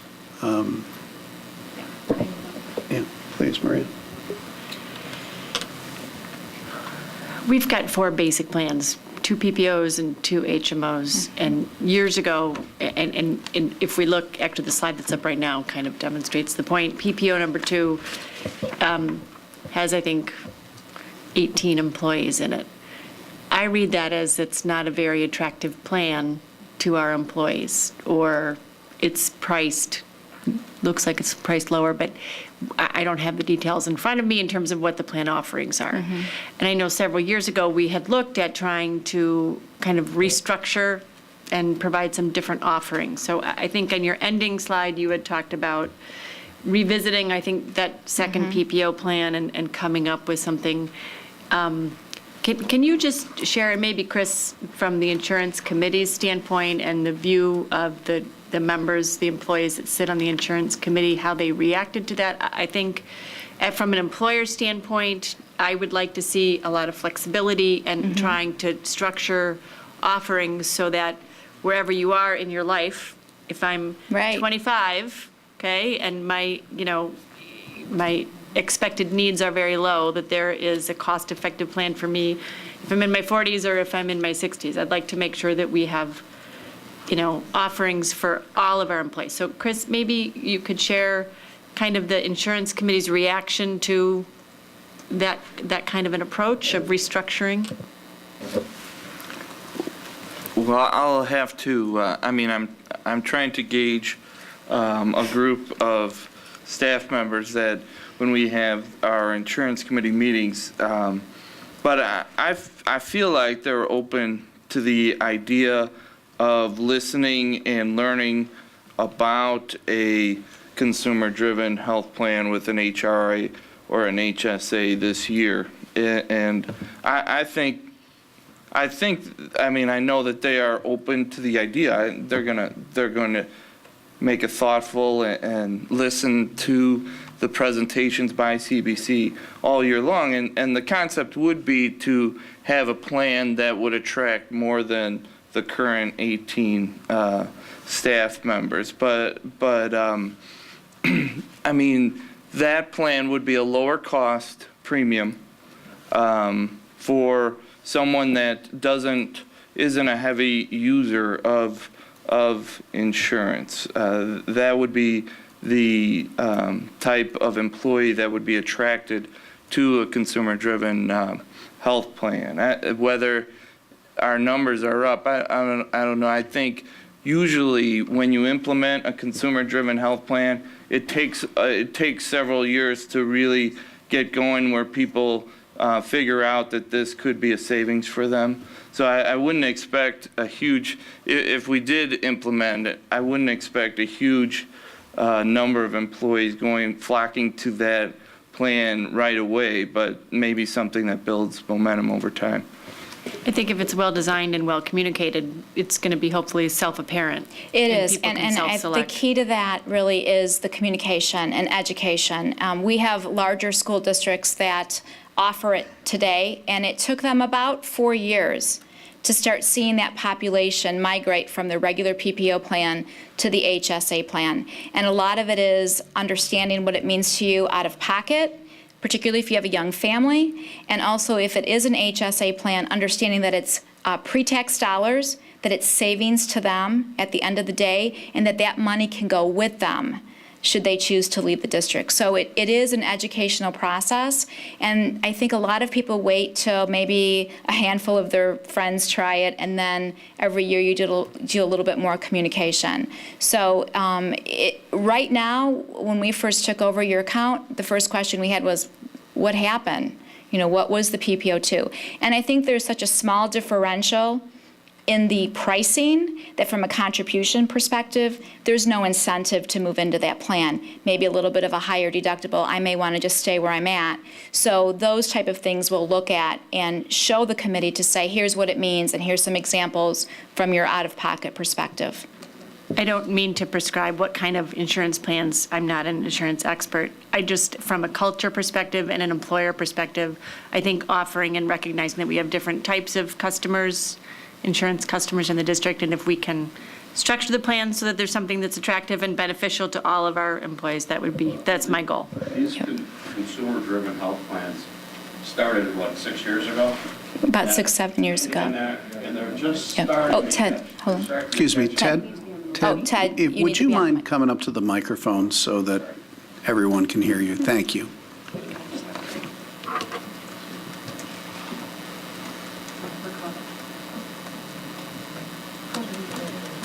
Got it. Thank you. These plans are just now starting to catch the wave, and all of the school districts that we represent are requesting plans like this. And to be very honest with you, the participation is very low, as Chris said. I wouldn't expect a big run into it, but a couple years from now, you got union contracts coming up, negotiating new things, and people are going to start doing this. And I'm working with 3 or 4 big school districts right now where they're negotiating with the unions right now to put these plans in. And a lot of it has to do with the employee contributions, and those are going to have to change to make these effective, these plans. But this is starting now. It's a wave that's been coming for a number of years, and I think 3 or 4 years from now, it's going to be a whole different story, especially with the healthcare reform. Right? And anyone else? You're not quite off the hook. Okay. I have a few questions as well. He's off the hook, but I'm not. Oh, you're both still on the hook. The talk of stop-loss protection and moving from Blue Cross insured to self-insured, of course, makes me a little nervous. So I just want to make sure I have the understanding correct. In the PPO plan, the district is responsible for the first $150,000 of claims for every employee, and those can add up to 150,000 times however many people we have in the PPO, right? Mm-hmm. That's correct. And for the HMO, likewise, but $80,000 a person. That's correct. How much, and I realize I didn't ask this in advance, so if you need to go back to your offices and calculate and get back to us, I understand. I would like to see a recommended amount that we hold in reserve that will get us through those tough years without the district having to go into deficit spending. We budget for a balanced budget down to the last $150 every year. Mm-hmm. So $150,000 to us is a lot of money on May 31st. Absolutely. And one of the analysis that we did in looking at that is looking at how many claims you actually had over the last 4 to 5 years that either exceeded the 150 or was even close to 50% of that. And then we show you different areas, because some of the things that Blue Cross may recommend is going to a higher level based on your size. But if you're not comfortable doing that because of the risk and willing to pay a little bit more premium, then we keep you at the lower level. So we did that analysis with Chris. We can certainly come back with a reserve number that we would project for you on the PPO and on the HMO. And keep in mind that when Blue Cross looks at their renewal, that reinsurance portion, if you recall in one of my slides here, we said that they wanted a 7% increase on that premium, and we were able to get them down to a 2%. So it impacts your overall cost, but it's a very small portion of your overall cost. Okay. I can give you let me look at your sheets around. The projected costs are $7.9 million, correct? On the PPO one. On the PPO, and 9% of that is fixed costs. So you're looking at what, $7 million in claims? Mm-hmm. Several school districts have asked us the exact same question. What is our liability out there? Mm-hmm. And I can tell you that in this geographic area, it's about 10% of your paid claims. So I don't know exactly what your reserve is right now. Chris and I have had discussions about it, but that was a few weeks ago. But your liability, if this Healthcare Reform Act gets to a point where you're going to end everything and your people are going to go into exchanges and all this, your liability is about $700,000 right now on your plan. And I believe that you have a lot more than that in your reserve. We do. I don't know exactly what it is, but one of the discussions was, are you well reserved? And I know that Chris and we had this conversation several times, and we had our actuaries look at the numbers so that they made good that the projections were sound, and about $700,000 is it. And what we do is, if you want, and we can get this for Chris, but we have to order it from Blue Cross. We send it to Blue Cross's actuaries, and they'll give us an exact actuarial pinpoint.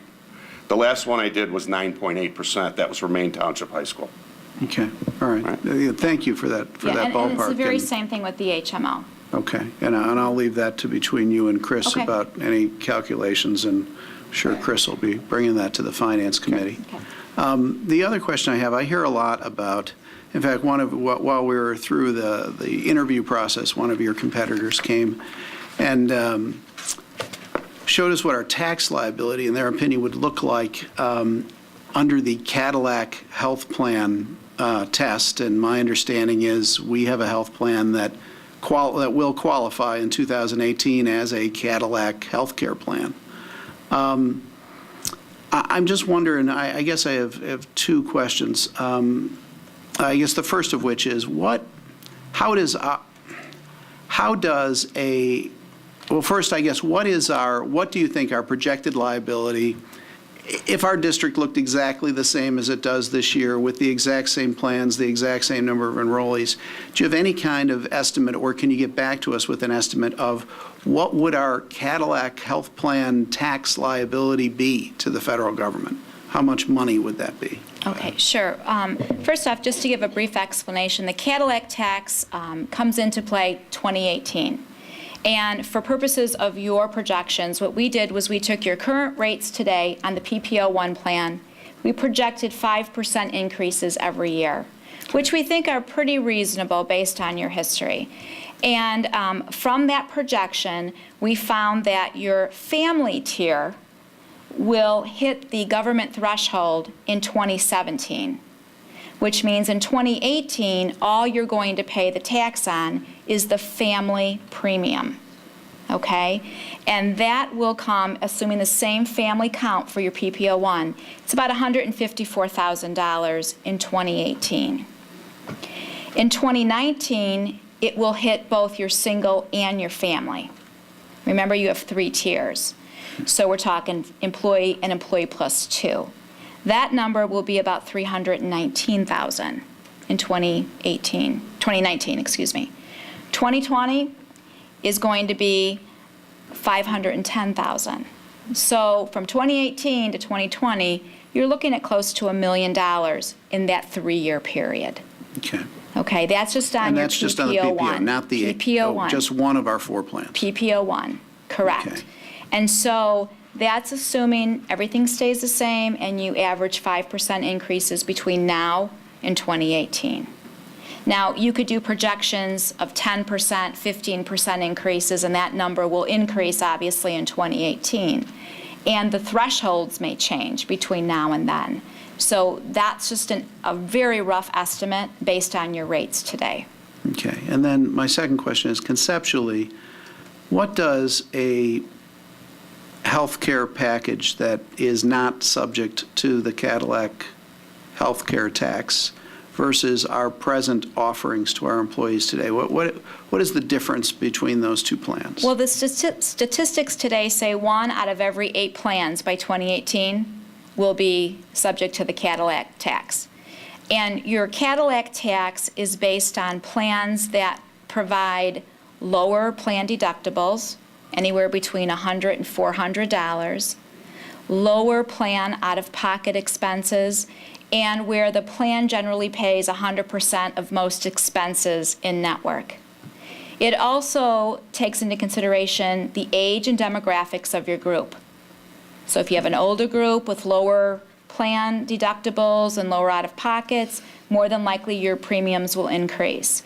So what we look at is how do we change that and how do we mitigate you getting to that threshold sooner than you need to? And in most cases with school districts and municipalities, we find that there are very generous benefits.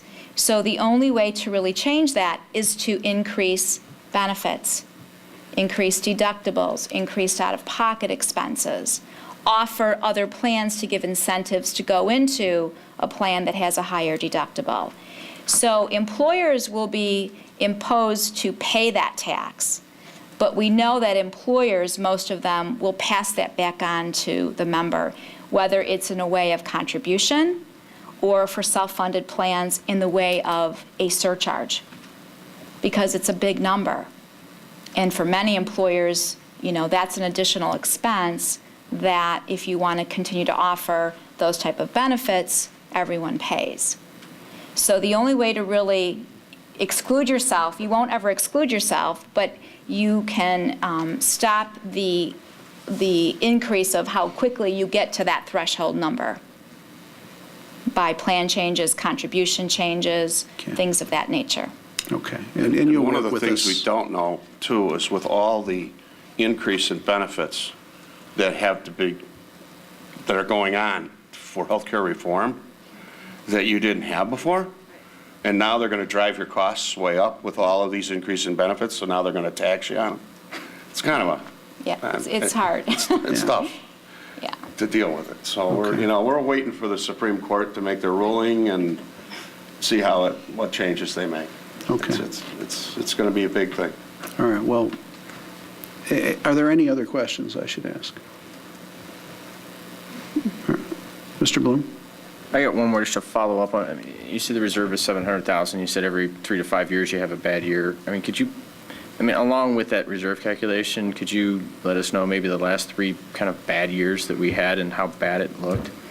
I think, do you have that with you? I might have that with me. Hold on. On the PPO, I think it was about 3-4 years ago, where you had more than your normal claims over the 150,000. On the HMO, for the last 2 years, including the current year, you did have some claims that were over the pooling level, which we took into consideration when looking at changing the funding arrangement. So a group of your size, they typically say 4 to 5 years, where you may see a bad year and then you're going to come back down. So it's been about average. A group of your size, we typically see about 2 claims over the specific on the PPO for a group of your size. So I mean, I'm just trying to get it actual. So, I mean, if you go back and pick those bad years, is it, so 2 claims above, 2 claims to the stop loss level? So you're saying that that's $300,000 in the one plan was our exposure in that year? And have we had exposure, and then how much of that was in excess of the premiums collected that year? I mean, my understanding in talking to Chris before we even kind of went down this process, just philosophically when we talked through self-insured, that our risks were in the 6-figure range. I mean, they weren't millions of dollars. I think to your point about 700,000 being the reserve that when that's a run-out reserve that if you ended your plan. Okay. Right. That's if you ended your plan. If you said, we're going into the exchange in 2014, we're going to end the Elmhurst School District plan, everybody's going into the new federal exchange, you would have to pay approximately $700,000 on the run-out. On the tail. On the tail of the old claims. I would be interested on top of that, though, the reserve that I think we need to keep for the bad years. So, we're building up. That's a comfort level. Yeah. So you have to keep $700,000. Yeah, so take that, put that over here. Let's look at actual, I just want to know the claims in excess of premium, the payouts in excess of premiums in a bad year. Is that 300,000? Well, I can tell you this, I have this figure. For 2010 plan year. Okay, you had 2 claims on the PPO that were over the 150. Okay. The total claim amount for those 2 claims in excess was $290,000. That was above and beyond the 150 for those 2 claims. And you paid premium of $396,000 for that coverage. So they made money. They made money in that year. Right, but I'm just trying to, put that all together, and in that pool, we collected X dollars of premium, and we had X dollars of claim. Yeah, that year you saw a flip. How bad, what was the deficit? So the years that we looked at, back, I think we went back 4 years. 4 years, right. You were never really in jeopardy of ever hitting something catastrophic where you might have 6 claims that reached the $150,000 stop loss. I think you've been averaging like 2 or 3. So have we had a deficit year yet? When what you looked at, did we have a deficit year where we didn't collect enough in premiums to cover the costs we paid out, plus the insurance premiums? No. Okay. And to Susan's point, No. I mean, I don't know if that data is there, how easy it is. I would feel more comfortable if we went back 10 years. Or, I mean, you said I'd love to have a few cycles here where we've got a couple of bad years thrown in there. How hard is that? Well, I think Blue Cross will go back, like 5 years, maybe? 5 years, yeah. 10 years is a big number because your demographics change, your enrollment changes. I mean, I understand. I'm really looking for a very simple analysis. Is give me the years where we were underfunded and tell me how bad that was. Okay. And so we're looking at what is our risk if we're wrong. Okay. Is it 300 grand in any given year, or is it $1 million? You know, Okay. I mean, we're trying to size the risk that we have, and then we'll have a reserve against that, and that'll help with our comfort level. We'll say, you know what, in your worst year, you guys didn't end up upside down, or you ended up upside down by $250,000. So as long as you get $1 million in the bank, Sure. you know, We as a can look reserve. at that and get that back to Chris. Okay, that would be Certainly. helpful. Thank you. Chris, thank you. That was the actual question I had. You just did a good job of putting it into insurance speak. Thank you. Any other questions? Thank you. You know, I just want to say thank you to Chris Welton and the work that his committee did in putting a request for proposal out to several firms, and the process that he put forth to select a firm. And from your presentation tonight, Mr. Welton's committee made a very good choice. Thank you. We look forward to working with you. Thank you very much. Same here.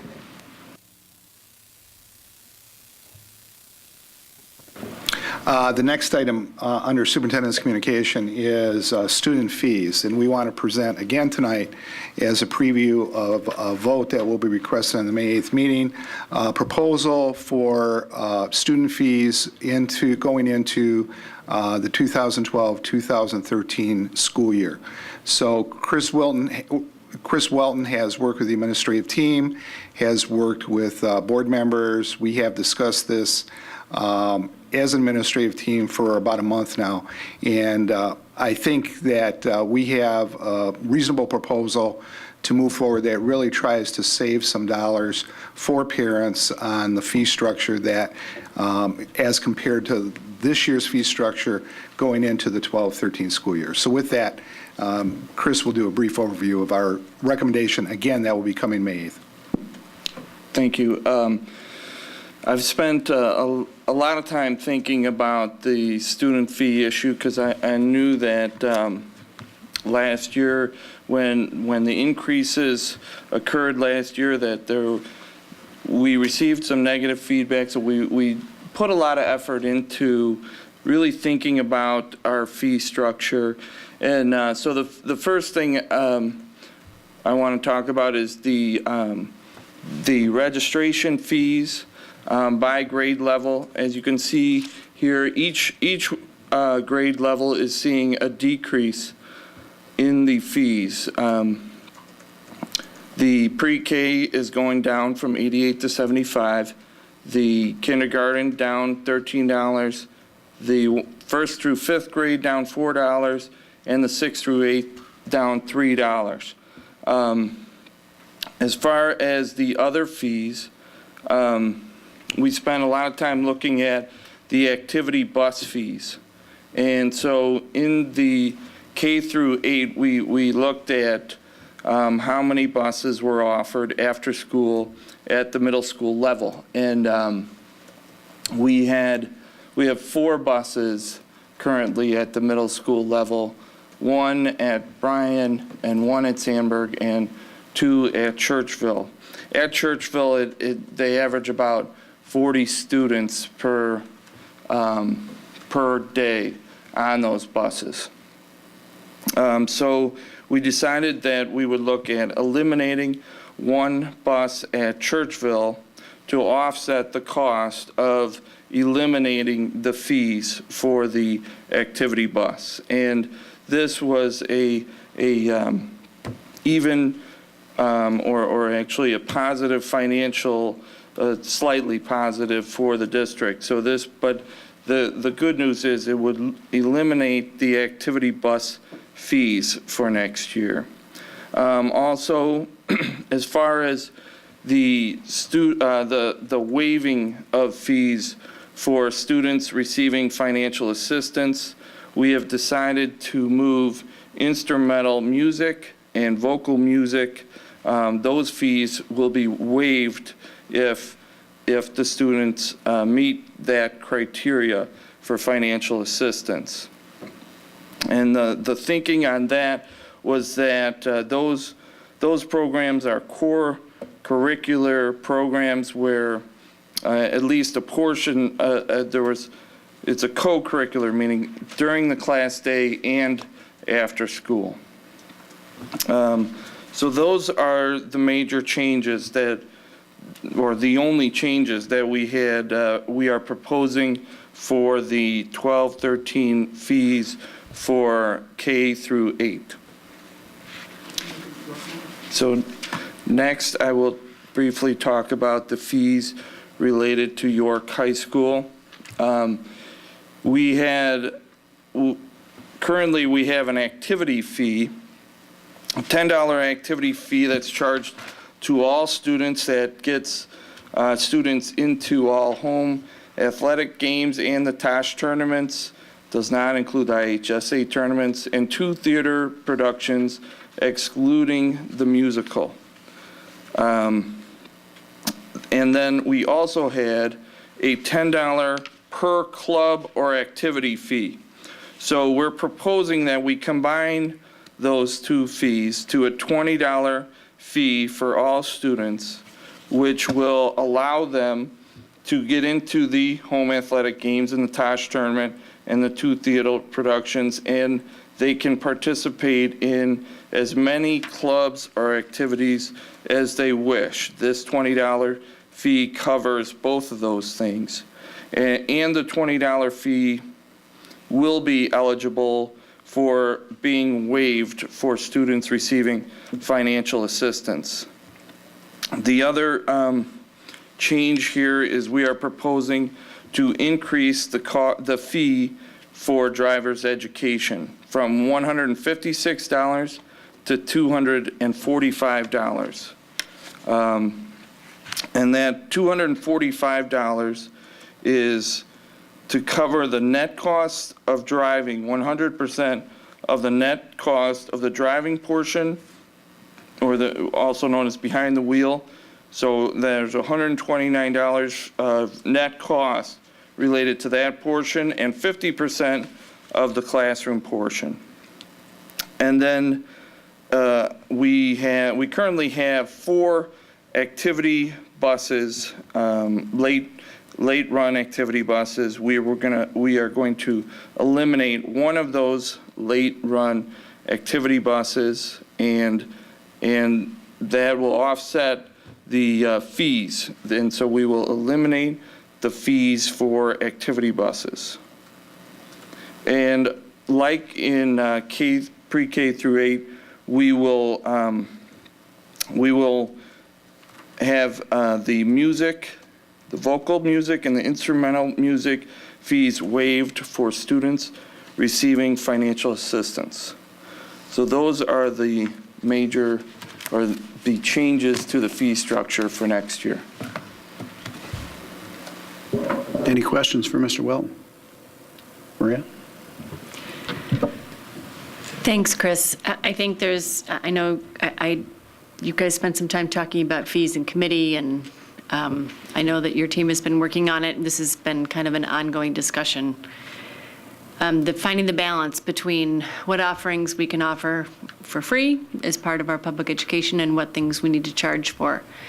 A couple of questions that are specific. When we looked at the elementary fees, it used to be, and I don't know that this is still the case, but the rationale behind setting the fees where they were for K through 8 was that the fee was determined by 1/6 of the cost of the textbooks plus the consumables.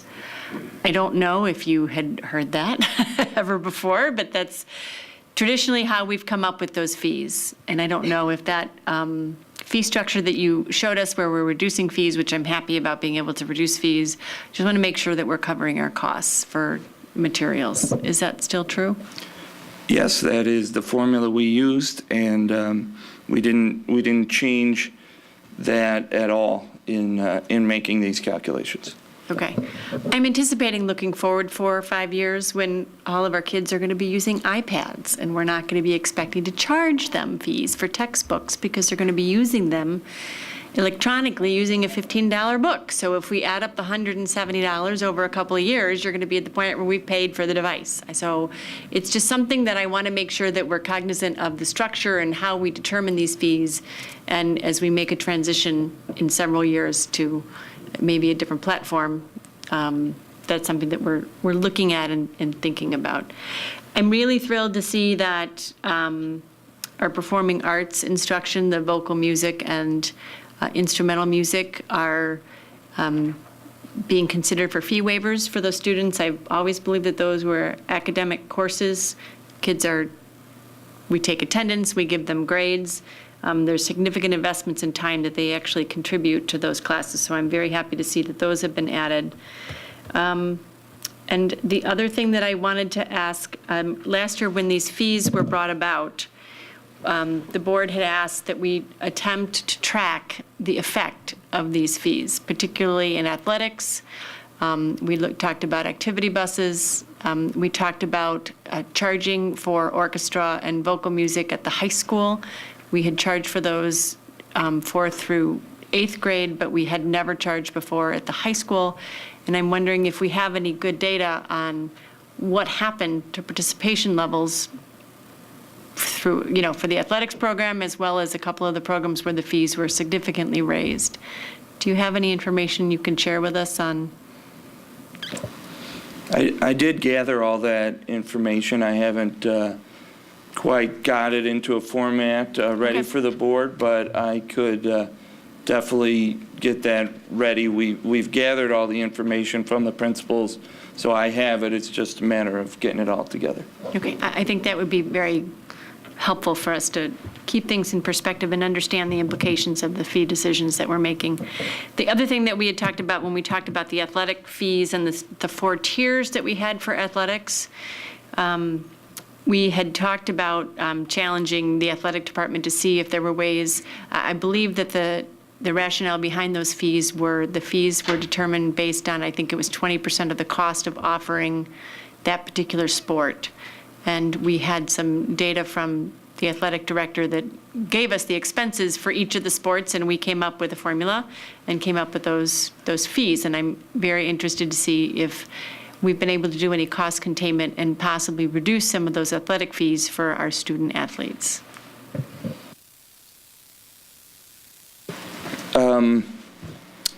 I haven't received any information from the athletic director in regards to that initiative at this time, but I could try and gather something for you.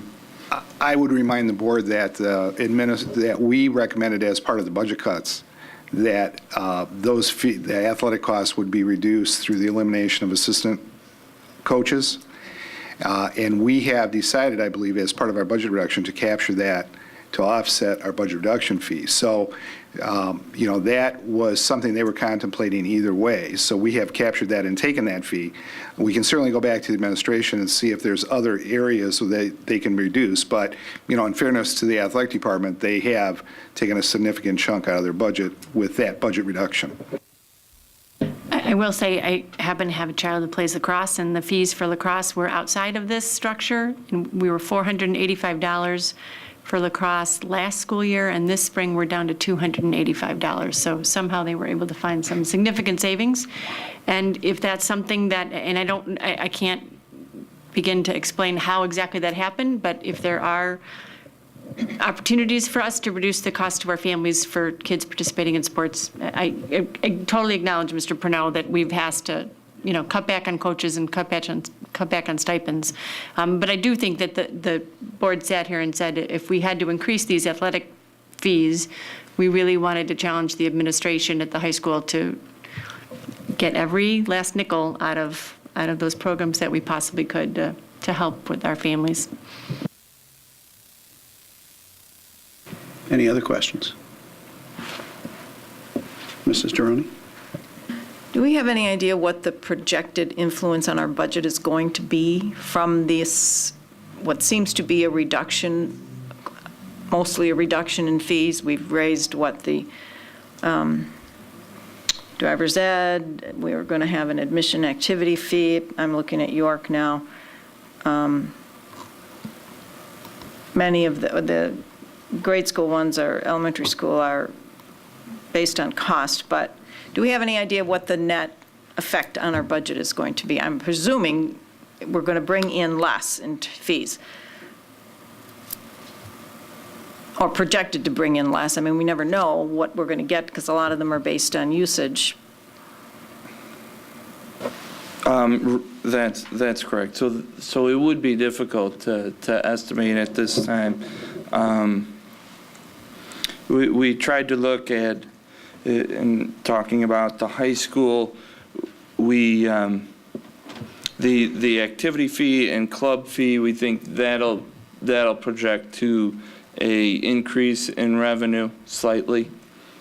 The driver education fee will result in an increase in revenue.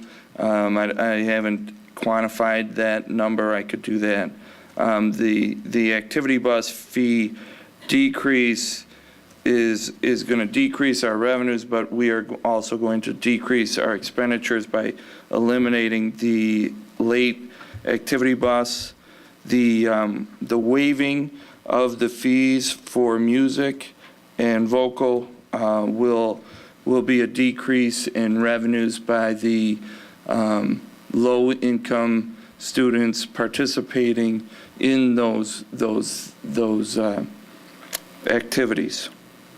But I haven't quantified that whole thing, all of this out. But I think it'll come out close to a break even on the New York fees.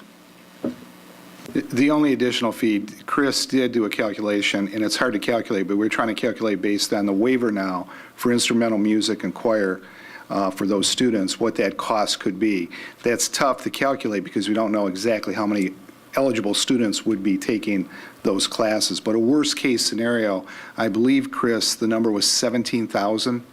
Yeah, I have it here. We collected about 194,000 for music fees this year. We estimated the percentage of fee waiver students at 7.59%, and that came out to 14,710. 14,000. So that would probably be a worst-case scenario for the waiver of students with high needs that we are allowing to take with waiving those fees. And do I understand that the activity bus fee, the decrease in that, is going to be neutral? Yes, it'll be a break-even proposition. Good. We believe most of this, except for the fee waiver, is probably a break-even proposition for the most part. Now, we're not going to know until we actually get into this and see how many students are participating next year. But right now, based on the numbers we had from this year, we believe we're pretty close to break-even, except, again, for the fee waiver.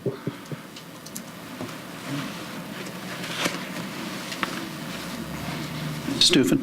Thank you. Chris, I apologize, I didn't get my questions to you ahead of time.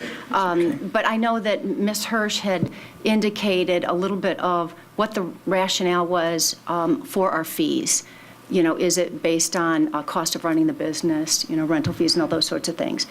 So she covered a lot of that. I just wanted to make sure that that was articulated. And the question to you is there anything else that we should make known from the rationale on the fees?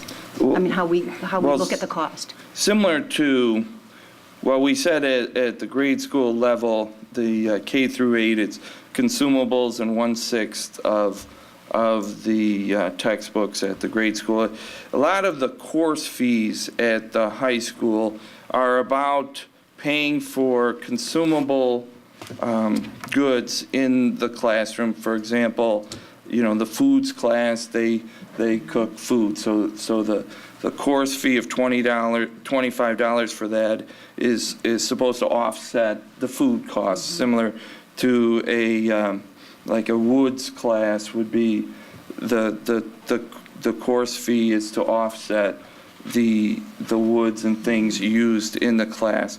A lot of those course fees are offsetting consumable goods used in the classroom. Okay. Also at the high school, the administration at York spent a lot of time working on trying to reduce costs or textbooks and things that weren't being utilized as much in the classroom. They went back and looked at everything that parents were purchasing for classes and really tried to make an effort to not provide things that parents would have to pay for if they weren't being utilized in the classroom. So, and also we talked about the textbook buyback policy where we refund. Well, it follows them to their senior year. We write a check to seniors afterwards for 70% of what they paid for the books if those books meet certain criteria that the books are, the binding is still intact and that sort of thing, that they're still usable the next year. If we're still using that textbook the next year, they get a credit for 70% of what they paid for those textbooks. Okay, thank you. I mean, I think that's really important. You and your staff have done a good job of really trying to find out the true costs and make it as, transparent to us as the board and the community. So I appreciate that. The next piece is about the financial assistance element, and I have two questions. One is with respect to, this is the typical financial aid criteria that we use in the district for students, right? That we're going to apply in this scenario as well, correct? Right. So it's a stringent criteria, okay. And so I just wanted clarification if I was reading this correctly. When you look at the bottom sections of both of these, pre-K through 8 and high school. So an example of a new fee that would be for the financial assistance would be instrumental music and vocal music on the pre-K to 8 that we're proposing for this year, but it would be eligible for waiver if you meet the financial assistance criteria, yes? That's right. Okay. And the same would hold true under the York fees waived.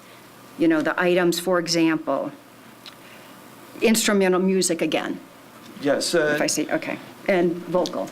Generally, the things that are applicable for financial assistance are things that are required for classes.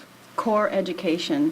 Things that are required costs for classes, and the music one, it was one that new this year added to this list because we felt it was a course that we offered, and so we wanted all students to have the opportunity to take those courses.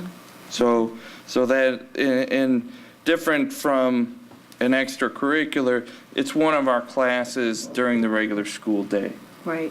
And I commend the administration for re-looking at the club fees so that for every single club that the student wants to be involved with, it was a $10 fee, even if it was a philanthropy, or a service club. So I mean, that was something that I heard loud and clear from the community, and I like the structure that you have created, which is it's a one-time fee, get active and get involved, because we know that the more active you are in, extracurriculars at the school, the better you will be from an academic standpoint. The studies just show that. So I commend the administration for doing that. Before you move on, let me make sure I clarify that. Okay. That is the case at the high school.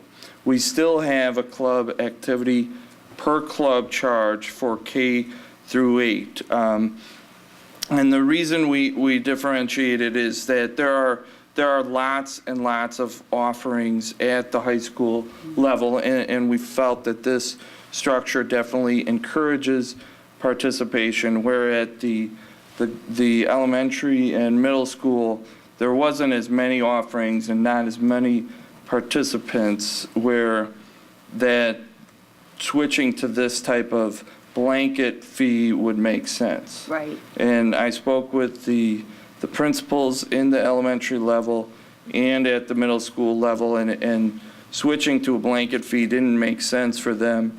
So we are sticking to the $10 per club activity at the K through 8 level. Okay, thank you for that clarification, and actually clarification on my comment about the service clubs is they would sometimes get hit twice, both from their national service organization fee and then ours.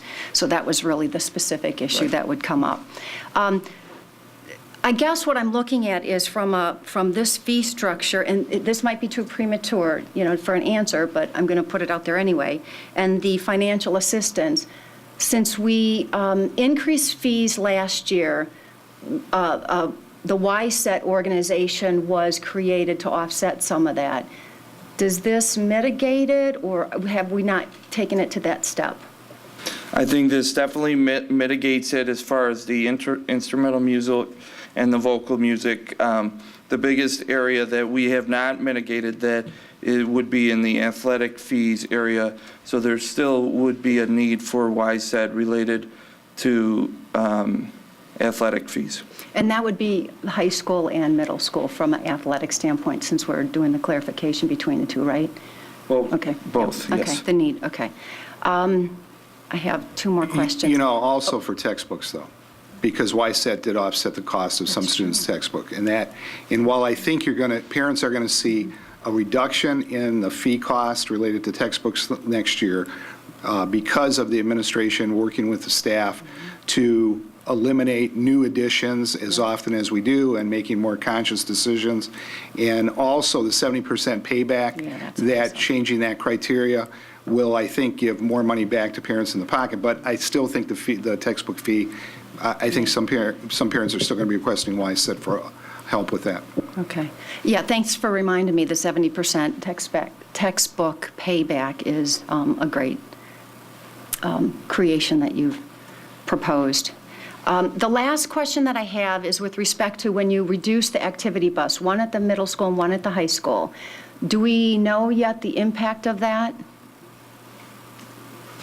I mean, go ahead. We gathered numbers from the high school, and, I have, at the finance committee level, I had the detail of all those buses each day, and clearly eliminating 1 out of 4 routes will increase the amount of students on those activity buses and could increase the amount of time on a bus, but the numbers are small. I mean, when you look at the detail of the daily number of students that take these buses, the numbers aren't that big. I'm looking at 40s, 52 is the highest for 4 routes, 4 buses is the highest daily total that I see, 54, 50, 40, but we're talking about 4 different full-size buses for that number of students. And at the middle school, they felt like they averaged 40 students per day, so that's 20 on each bus generally. That's a general thought. So, so eliminating it would increase the number of students on a bus. Right, okay. But you did look at the impact, and I think that's what's important, is that we use data. So, thank you for listening to us, saying we want to know, we want to start tracking what the impact is of these changes that we made last year. And so based on that, we have the data to make intelligent decisions to move forward and have rationale to explain it to people. So thank you. Mrs. Hirsch, you had another question? I just had a quick one. I know the state legislature is looking at making significant changes to driver's ed vehicles and expenses, and I'm not sure I understood the rationale for us increasing our fees for driver's ed. I understand that it's an expensive program to run. I also think that there's some state reimbursement, and there's kind of a matching and a cap. And could you just help me understand if the increase in driver's ed fees is tied to the changes in legislation that we're expecting in terms of vehicle inspections, maximum number of miles, as well as the reimbursement rate from the state? We're not concerned about any safety inspections on our driver's ed vehicles because they're very well maintained. However, we do have a few aging vehicles, and our new plan that we discussed in finance was to buy a new driver's ed vehicle every year, one per year. We have 6 driver's ed vehicles. So within a 6-year period, we will have a 6-year useful life of a vehicle and a rotation so that they'll be 6 years old once we get this cycle going. But it is an added cost to do that. But it's important also that we have vehicles that don't get to as old as our current ones are, which might be 11, 12 years old. We have a few that are that old, even though our maintenance department does maintaining those vehicles. So I do think that we have added costs now in making sure that we are constantly rotating our driver ed vehicles. And so I do think that there is a relationship between the increase in fees and now the more conscious effort of buying vehicles every year. Any other questions? Okay, Mr. Welton, thank you very much. And I guess a discussion, first of all, a couple of thank yous. First of all, Mr. Purnell, thank you very much for bringing this to the board a meeting before we're going to vote on it, so we have plenty of time to think about it. And then just a comment about the students, parents, and teachers at York that got together and formed the YSET organization. They've made a heroic effort and quite a bit of difference in many of our students' lives so that they can afford extracurricular activities, sports, et cetera, when we were in an attempt to close our budget gap last year, raise fees quite significantly. And I think at some point the board should have a discussion with the community about fees versus taxes, and that's a whole big discussion that we're not going to have tonight, though. Moving along to the approval of board meeting minutes. We have 3 meetings worth of minutes to consider: March 20th, April 3rd, and April 10th. Are there any proposed changes to those minutes? Mrs. Stufen.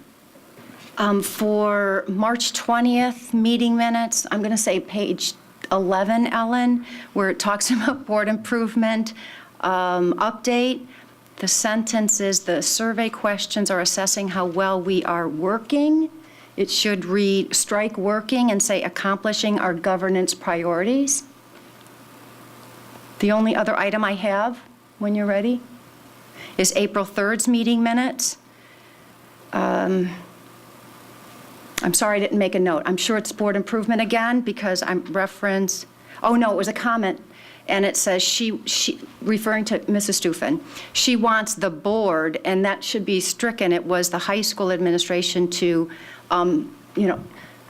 act more thoughtfully is the way that you ended the sentence, but it's really, think about what the process is and be, thoughtful and deliberate about adding courses, deleting courses, what's the bigger picture with our curriculum vision, et cetera. Any other changes? Mrs. Ebner. Thanks. This is very minor. We already went over this with the curriculum minutes. Page 10 for March 20th at the bottom. We want to change the word from expelled to suspended. I'm sorry, what? Page 10 of March 20th. Very bottom. Oh. Just a word change. Okay, thanks.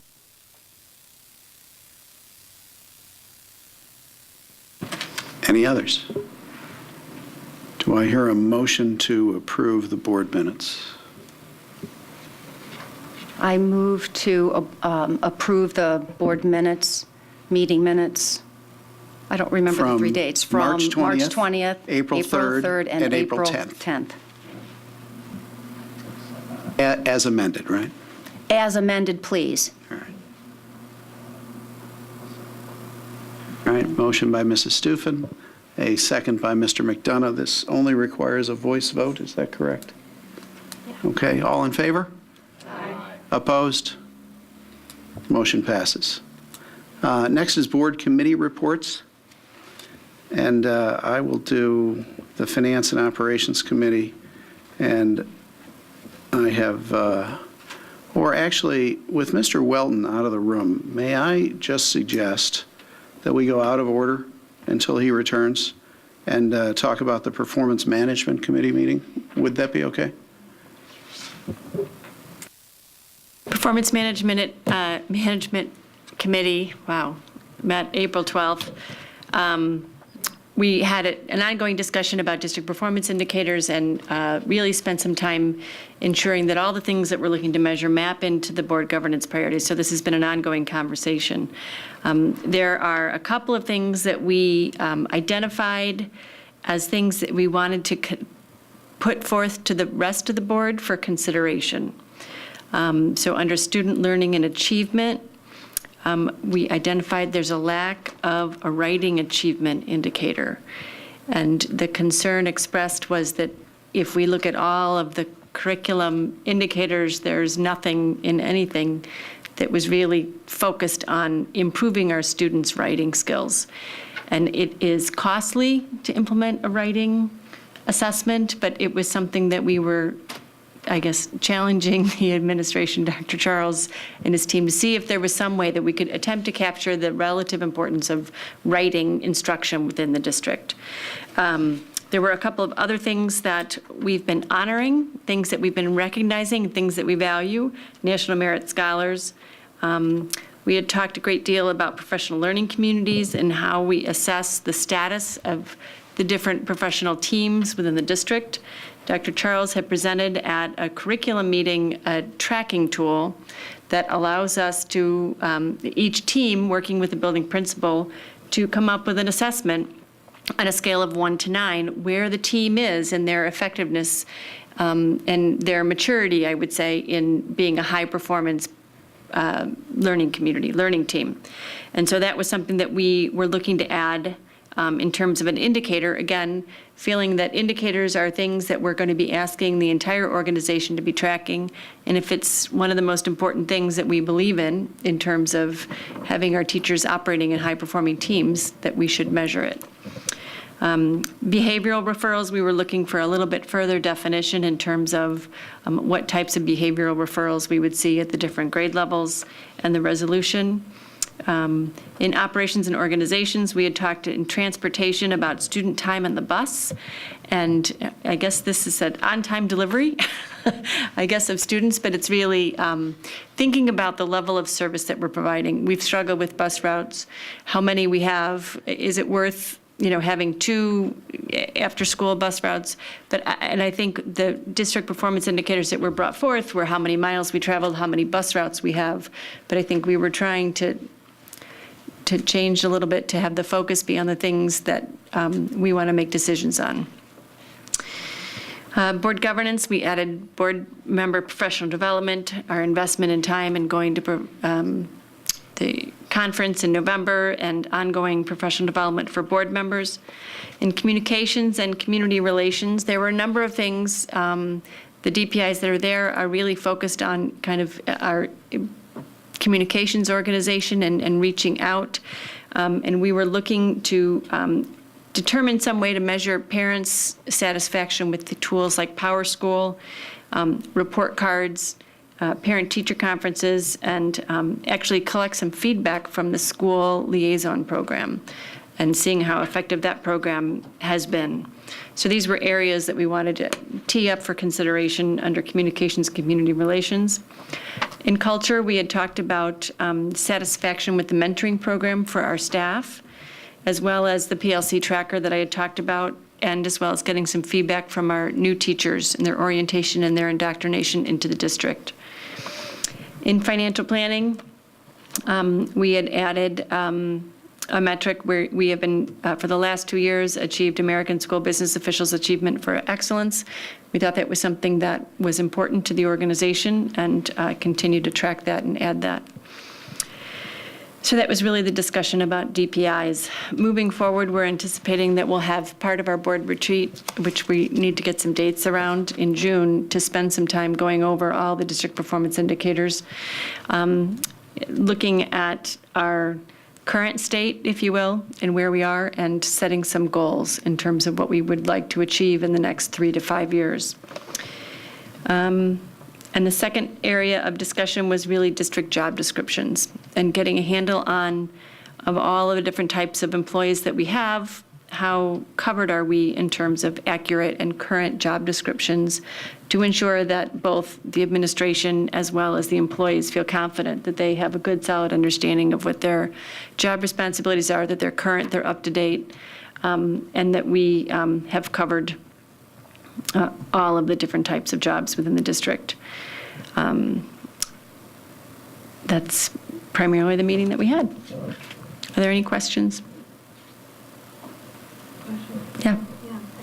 A question about the district performance indicators. For curriculum, we worked on, for months, a list of academic district performance indicators, and I wasn't aware that it would go to your committee, and then there would be alterations to this. So I'm surprised to see this list, and I think it either needs to be vetted with the committees versus spending time at our retreat going through this list and determining if this should be added to the district performance indicators.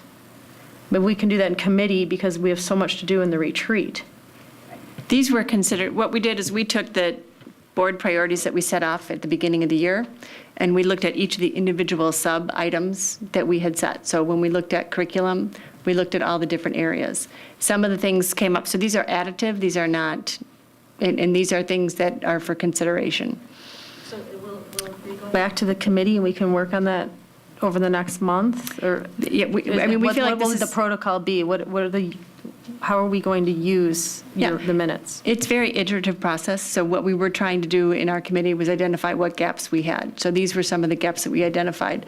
I think I have no problem with them going back to the committee and talking about them. I think we were just trying to identify things that we might, that didn't jibe between the board governance priorities at the beginning of the year and where we were. So they can go back to committee and be discussed again. I think this is going to be an iterative learning process as we come up with what it is that we want to track. I just want to avoid. It's going to be very time consuming if we try to do this at the retreat, so I'd rather try to do it in committee over the next month. Well, can I also say, too, I want to review that with my administrative team. I mean, these were suggestions from the performance management team, but I also want input from my administrators on how practical some of the additions are, whether we think we can have data to support some of these, and how they might look. So, we'll come back, and I guess my intention was to bring it back to those committees. And I think what the process was, performance management was going to look at all the DPIs as a whole, and if there were significant gaps or questions, they would clarify those, bring those to administration. We would consider those and then bring those back to the committees, with ultimately at the retreat just having pretty close to a final copy of what the DPIs are going to look like initially, and that was the intention. So. Okay. Any other questions for performance management? Mr. Deroni. I'm struggling with what the committee is doing with job descriptions. I'm not sure it's the purview of the board to be dabbling in job descriptions. I just think it's a little bit of us on the dance floor rather than the balcony. Can you tell me what the focus is on the job descriptions? The emphasis wasn't necessarily to look at the job descriptions and see what was in them. It was more from a human capital management perspective that we have clear expectations across the board for all of our employees. That's something that we valued. We felt as though it's important to communicate and make sure that our employees are comfortable and confident with what they're being asked to do. Changes have been made over the years, and I think there are many assumptions and things that aren't necessarily spelled out in each individual job description. Some job descriptions go back several years, and some jobs have morphed over the years. And there are assumptions and things that aren't quite as clear. And so I think the goal was to have an emphasis on having complete job descriptions for all employees and have some consistency across those. So it wasn't that we were looking at individual job descriptions, it was ensuring that each position within the district had an accurate and current job description as much as possible. It's just my feeling that that's why we've hired the superintendent, and that's why we have an HR director to do that sort of thing. That's all.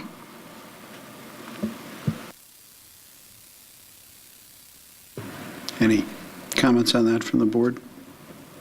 Where, Mr. Purnell, do you, no? No, I'm fine. Okay. All right, well, that's a valid point. Let's keep that discussion going. Any other questions for performance management? Hearing none, we'll move on to the Finance and Operations Committee,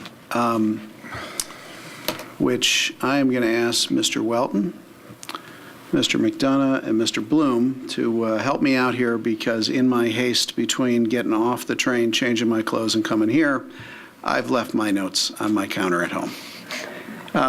So our committee meeting started out with David Smith talking about his technology budget, which the majority of which seemed to be maintenance items for our network, and then some purchase of classroom technology, upgrades to some pilot program technology, and then some additional pilot program technology.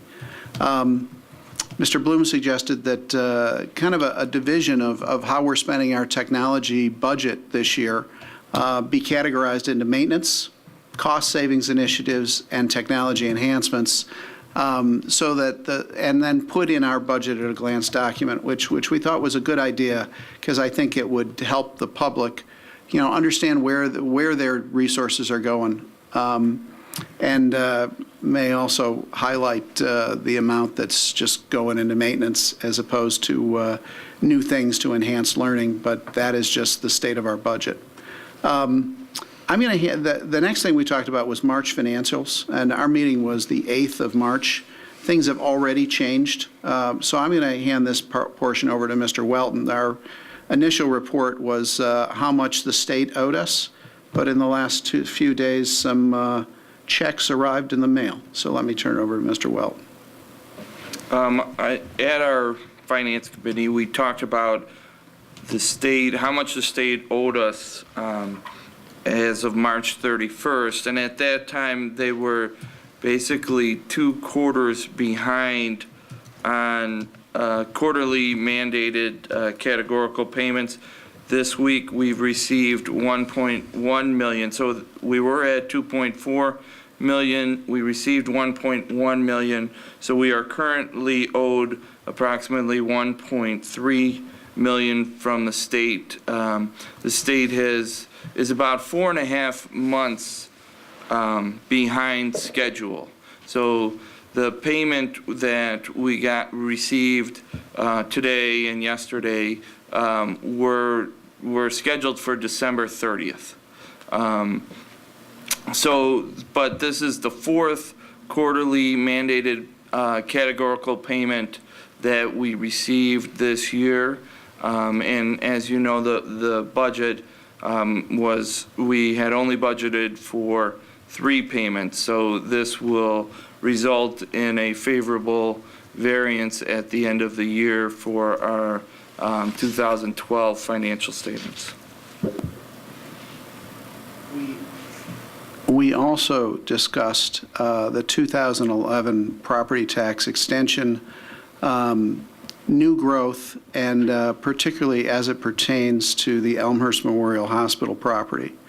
I'm going to defer any detailed discussion of this until our May 8th meeting, because every day something new appears. We have our law firm working with the county to uncover all the nuances of this, and hopefully we can resolve this, because right now it's looking like it's not in the favor of the district for many reasons that we'll talk about on May 8th. But if I go into too much of it now, a lot of it's bound to change by the 8th of May, so let's just do it once.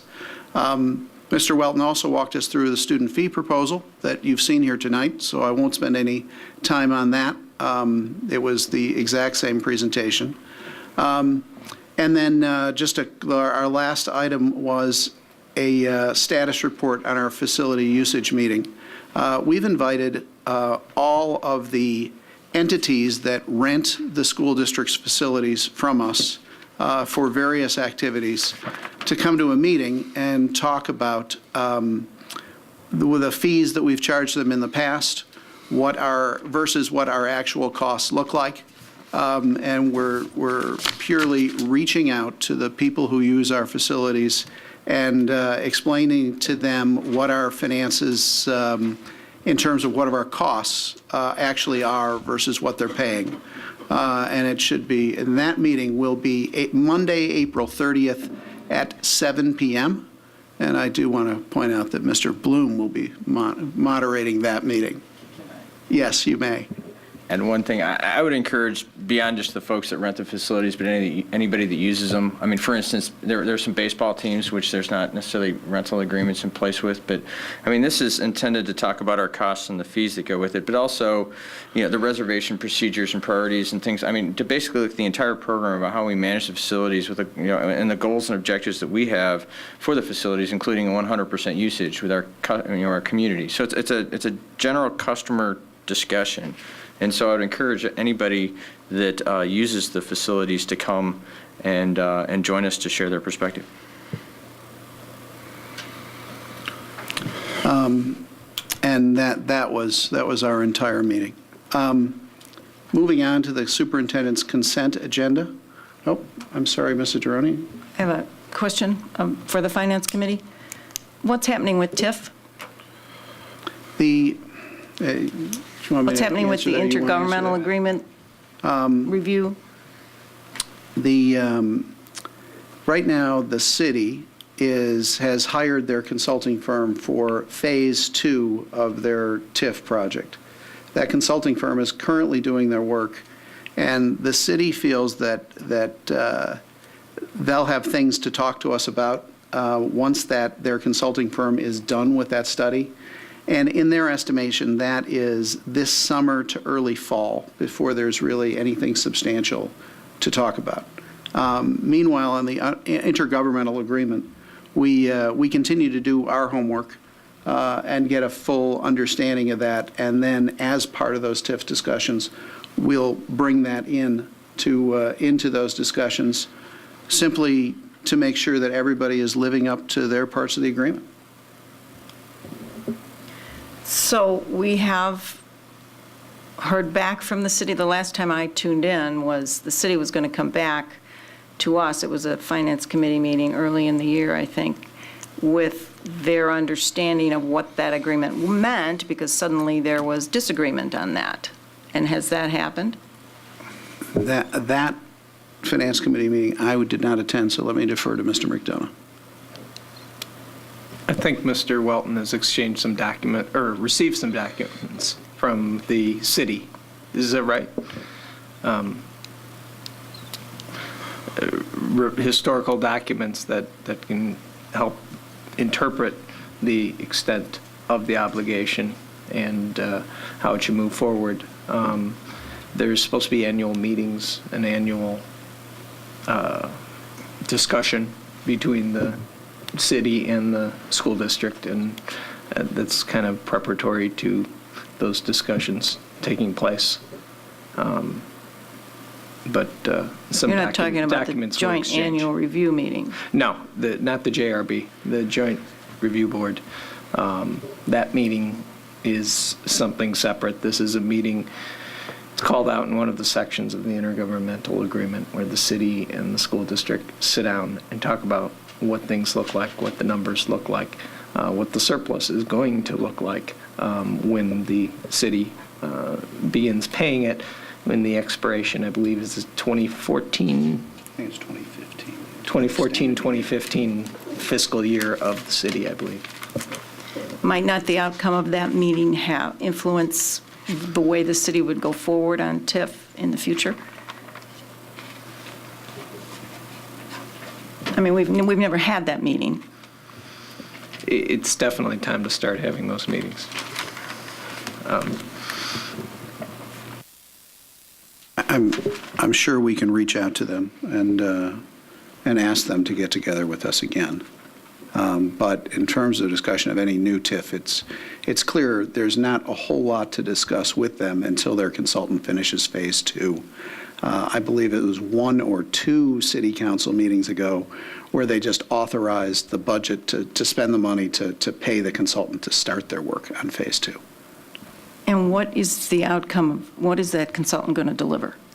The consultant is going to do the financial work necessary to help the city council decide of the 3 proposed TIF districts, how many they want to move forward on, and exactly what is included in those TIF districts. And they said, without that information, there really just wasn't a whole lot to talk about. Chris? I mean, one other thing to point out, I mean, since I don't know, a few meetings ago when we had this discussion, I think, Jim Grabowski, I think, Dave, you have regular conversations with him, or Chris. I mean, you guys, there's a communication line that's open back and forth. So there are periodic updates. There's just nothing in the pipeline. So I just don't want to give the impression that we're not talking to the city or that we haven't connected some of these dots. Now, we can move faster on some things, as you point out, Susan, but I just don't want anybody walking away with the impression that we're still reading about it in the paper, because that's not the case. I think the communication lines are much better now than they were. Right. The city administration and the school district administration are in contact about this, as well as the finance committee is in contact with the appropriate aldermen on the committee that are responsible for it. And we've all agreed that the line of communications we're going to keep open, and it's when it's relevant to talk about things that we're going to talk about them. We understand each other loud and clear that this is something that it's in both parties' interests to be very involved as early as possible in the planning process. Thank you. That helps. I would just appreciate updates when you do have conversations with the city on this. I think the full board would like to know where we are and how we're moving forward, because we do get questions about it. Yeah, absolutely. Absolutely. We will. Anything else on finance and operations? Yes, I wanted to just give a brief update on the refunding bond issue. On Friday, I had a rating interview with Standards & Poor's. William Blair had distributed a sales memo to their sales force regarding our refunding bond issue. Today, we received confirmation that we have maintained our AA+ rating with a stable outlook. I had a conversation today with Chapman and Cutler regarding a due diligence disclosure. The Disclosure Council had interviewed me on this, just the state of the district. They're mailing the preliminary official statement to institutional and retail investors. On Monday, April 30th, there will be a 3 p.m. conference call on preliminary pricing, views, market condition update, and review of comparable bond issues. Tuesday, May 1st, they plan to market the bonds to investors, price the bond issue in a negotiated sale using a Dutch auction method, which is like an eBay for bonds. At 3 p.m., the presentation where they'll have final pricing to board delegates via a conference call, then we would sign the bond purchase agreement with William Blair, finalizing terms, prices of the bonds. May 2nd through May 29th, we'll be signing and processing, filing, closing documents, and then May 30th would be the refunding bond issue. And the market for this bond issue is at a good it's in a good spot. There's demand in the market for these bonds, and so the timing is good for this bond issue. Thank you very much. Yeah, right now interest rates are in our favor again. It sounds like the week of May 1st, William Blair has moved along quickly. And by the way, a Dutch auction in the bond market is probably the most efficient way to solicit indications of interest in a bond, and it provides the bond issuer the best pricing that is available. And for anybody who wants to learn about the nuances of Dutch auctions, I won't waste your time here, but you can ask me. And then also to point out that in the rating scale of S&P, AA+ is the second highest rating next to AAA. It is a very, very high bond rating, and right now I understand the municipal bond market, those very highly rated bonds are in very, very high demand. So hopefully we will get very, very good execution. Thank you, Chris, for staying on top of that and moving it along quickly. Anything else for finance and operations? Hearing nothing, then let's move on to the superintendent's consent agenda, which uses a lot of letters in the alphabet this meeting. Items A through P. Would anyone like any of the items A through P removed? The administration is requesting that we pull out approval of high school, item G, approval of high school and middle school instructional materials, and we talk about that separately. All right. Mr. Durrani, go ahead. Could we remove item F also? Sure. Approval of school maintenance program grant. Yep. So we're going to remove items G, or F and G, to do them in order. Now, do we discuss those, or Mrs. Durrani, please help me here. Do we discuss those, or do we approve the rest of the items first? What is the? Approve the items. Okay. So do I hear a motion to approve the superintendent's consent agreement except for items F and G? I move that we approve the superintendent's consent agenda minus items F and G. Second. Motion by Mr. McDonough, second by Mrs. Durrani. Any of these, do we need a voice vote?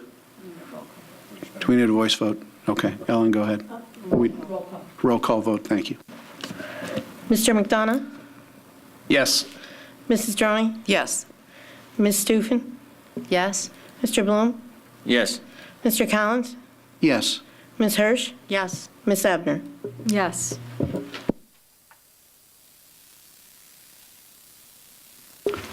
Seven ayes, no nays, motion passes. Next to items F and G. I move that the Board of Education approve pursuing the building envelope repair and restoration project at Lincoln Elementary School and submitting this project for matching grant funds through the ISB School Maintenance Project Grant application. Second. All right. Motion by Mrs. Hirsch, second by Mrs. Durrani. Any discussion? Please, Mrs. Durrani. I just wanted to pull it out so that we could make note of the fact for the public that we will get up to $50,000 with this matching grant. We need to spend $50,000 to improve our buildings or repair or restore our buildings. We can easily do that. I want to thank the administration, Mr. Hsu, for applying for us, and that's really all I had to say. It's free money. Yeah, thank you. And any other discussion? One question I have, Mr. Welton, Mr. Hsu, of the work that's being done at Lincoln, I don't even know how to categorize this. Are we patching up? Are we doing full restoration work? Kind of at what level of the scale are we repairing Lincoln? Thank you for coming up.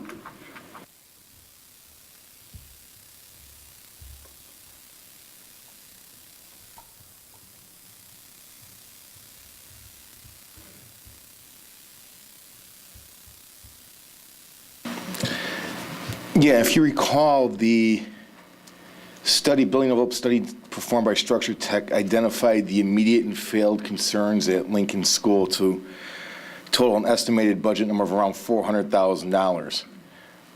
Because of the uncertain future of the building, and the lack of funds, we were loath to spend that entire $400,000 now. So we went back to them and talked about what are the immediate keep the building usable and safe needs in that. What can we do? So the scope that has been drawn out is a repair and restoration only where absolutely necessary scope. To contrast this to the West Face Field project, where we did a complete restoration and locked that building up so we expect no problems on that west face for years to come, including going inside every single window, replacing every single rusting or swelling lintel, which is the support structure over the window that will cause the masonry to move and joints to fail. At Lincoln, we're just identifying the ones where it's obviously already causing huge failures in the masonry. You can see bricks and stuff starting to move away from the building. So the attempt here is to seal the building up, keep water from getting in, and to address those areas where we obviously have the potential for envelope failure in the next 2 to 3 years. That obviously leaves about $250,000 of what were considered fairly primary needs at Lincoln's building envelope unaddressed. So that's where it stands. Thank you for that explanation. Any questions for Mr. Hsu? This would require a roll call vote, is that correct? Money, it's just an invitation. Oh, all right. It would not then. It would not? Is that consent? It was on consent. Consent calls for roll call vote. Now that you pulled it off, I would still suggest you roll call that vote. All right. Ellen, thank you. Ms. Hirsch? Yes. Mrs. Droney? Yes. Mr. McDonough? Yes. Ms. Stufen? Yes. Mrs. Ebner? Yes. Mr. Collins? Yes. Mr. Bloom? Yes. Motion F passes, 7 ayes, no nays. I have a motion for item G. Mrs. Hirsch. I move that the Board of Education adopt the high school and middle school materials as recommended by the administration. Second. Moved by Mrs. Hirsch, seconded by Mrs. Deroni. Any discussion? From the administration, we would like the board to approve the recommendations for the high school materials that are before you this evening. However, we would like to pull out the middle school materials, which are supplemental novels. We want to revisit the process for approving those novels, so we would like that pulled out this evening, and we will revisit this at a future board meeting as we go through a process for that middle school approval. Any discussion about pulling out the middle school novels from this motion? Mrs. Deroni. I move that we amend the motion to strike the words middle school materials, so that the motion will now read that the Board of Education adopt the high school materials as recommended by the administration. Moved by Mrs. Deroni, seconded by Mrs. Hirsch. To amend Ms. Hirsch's initial motion. Thank you for helping me through this. Any discussion? Mr. McDonough? I'm wondering if you could please describe the process. If you read the statute, it looks like we, as a board, approved these books. However, that's a bit of a legal fiction. We rely on the professionals to recommend based on criteria that we provide. There's a public review process, there's committee review. It's a very comprehensive process, and it has some really good features to it. I wonder if you could summarize it just briefly, or Dr. I'm going to let Dr. Johns do that. The initial selections for the books were chosen by committee structure at the high school after reviewing a variety of texts to meet the needs for the curriculum instruction. Changes in prevailing material that needs to be taught at the high school level or for new courses. All the books then were sorted according to the proper coordinator. All the coordinators reviewed the books as well. And if there were areas of concern, there was a back and forth between the coordinators of central office, and the administrators at the building. During this time, to remind you, we were looking for ways to cost cut as well. So some things dropped off the list as we were looking for ways to not use materials in an attempt to save costs for families. After that, the next part in the process is that the list was brought forward to the subcommittee, was brought forward to this board to begin the process as stated in the school code, which led a 30-day review, which was held. We had one member of the community come in and review the materials and leave some notes for us for our review. And then that ends up here with about 45 days after with the final review process leading to the board. These are materials for next year, or are they currently in use? The high school materials are for next year. I read through all 79 pages or whatever it was, the instructional material thing. It's in the public section of the agenda, and I think it's worth taking a look because it shows that very rigorous process to choosing things. I'm very impressed with some of the things that you've done to make it parent-friendly. Number one is the cost, taking classroom sets in lieu of individual purchases. I think that's very helpful to parents. A classic textbook that won't need replacement as often, the 19-year-old geometry book. I'm very impressed with that one. That one won't go out of style either. The e-text option, which kind of foreshadows what we heard from David Smith for the goal of getting to a one-to-one student device ratio, and we heard the finance side of that. We didn't hear the curriculum and instruction, but it sounds very exciting. And the alignment with the curriculum. I like the question on your form about what objectives have not been met by these things. So I'm just very, very impressed with the process of choosing materials. One thing I might suggest that you add is something about what is being replaced and when it was adopted, so you can kind of show the value that you're bringing to parents. I think that's really helpful. So, but I really did, I was impressed with the materials you provided. So we reviewed the review forms. We don't review the materials themselves, so. Mrs. Duroni. Correct me if I'm wrong, these are just new materials that are being suggested for use at the high school. We don't every year go back and review everything the high school's using. That is correct. What's before you for the high school is only new materials.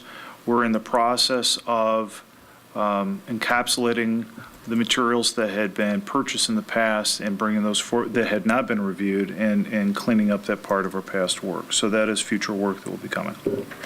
But no, we do not review existing texts on a regular basis. Any further discussion? Hearing none, Mrs. Walsh, would you please call the roll? Ms. Hirsch? Just a point of clarification. First, we need to vote on the clarification of the amended. So I'm going to vote yes to amending my original motion. Thank you for that point of order and for keeping me on track here. So the motion we're voting on is the motion to amend the original motion. And that can be just a voice vote. Voice vote. Okay. All in favor to amend the original motion, say aye. Aye. Anyone opposed? Motion carries, 7 yes, 0 no's. Now, let's vote on the amended motion. Mrs. Walsh. Ms. Hirsch? Yes. Mrs. Duroni? Yes. Mrs. Ebner? Yes. Mr. Collins? Yes. Mrs. Stufen? Yes. Mr. Bloom? Yes. Mr. McDonough? Yes. 7 ayes, no nays, motion carries. We then move on to the superintendent's agenda, action items. Yes, the next 3 items are related to our technology and media, and Dave Smith he will briefly walk you through all 3 of these, if you don't mind, David. Thank you.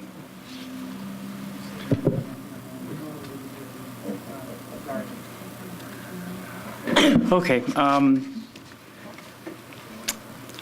I don't really know how much detail you're interested in hearing. I thought maybe I would just summarize where each of these falls in terms of the schemes that we talked about in the last finance subcommittee meeting. So the first one, the York Digital Media System upgrade, it's an existing system. I would categorize this in the maintenance category, or really it's maintaining our existing investment in a piece of infrastructure that provides a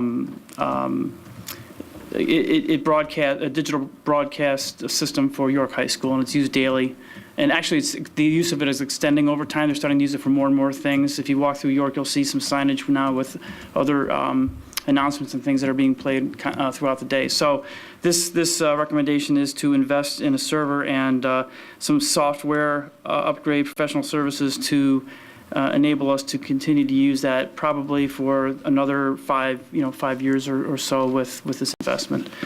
And if you have, I'm going to go through all three maybe, and or would you like to do one at a time? Why don't you go one at a time? Okay. So we would, vote the board if they're entertainment for a motion. Okay. Mrs. Deroni? I move that the Board of Education approve the York Digital Media System upgrade at a cost not to exceed $13,000 in fiscal year 2013, and authorize the superintendent or superintendent's designee to execute all related project documents and agreements working with Sentinel and Cisco Digital Media Systems. Mrs. Walsh, I've added a phrase at the end of the one that's printed, working with Sentinel and Digital Systems. Cisco Digital Media Systems. That's a mouthful. Second? Second. Motion by Mrs. Deroni, second by Mrs. Hirsch. Mrs. Walsh? Oh, all right.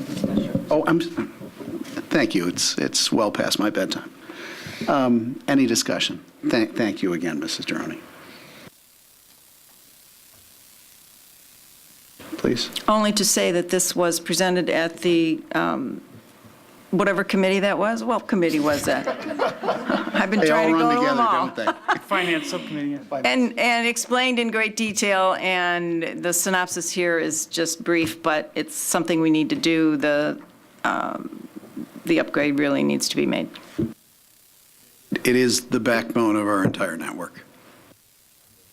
Actually, that's one that's coming up. I'm sorry. Again, these committee meetings are running together. My apologies. This investment allows us to continue to take advantage of features in the system without making us upgrade. We're basically landlocked on what we have now, which there's actually some features where we feel like we need to move on to. So, thank you. Any further questions or discussion? Hearing none, now it's Mrs. Walsh's turn. Yes. Ms. Hirsch? Yes. Mr. Bloom? Yes. Mr. Collins? Yes. Mrs. Ebner? Yes. Mr. McDonough? Yes. Mrs. Stufen? Yes. 7 ayes, no nays, motion carries. The next piece is approval of computer and network equipment lease, and Dave can give you the details on it. Yes, no problem.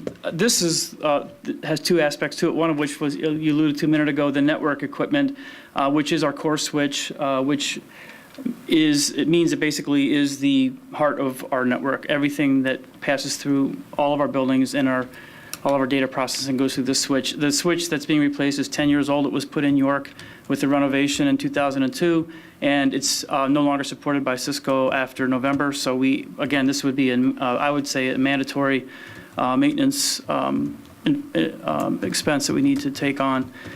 The computer aspect of this is really our annual refresh of computers that meet the criteria for replacement that we've set.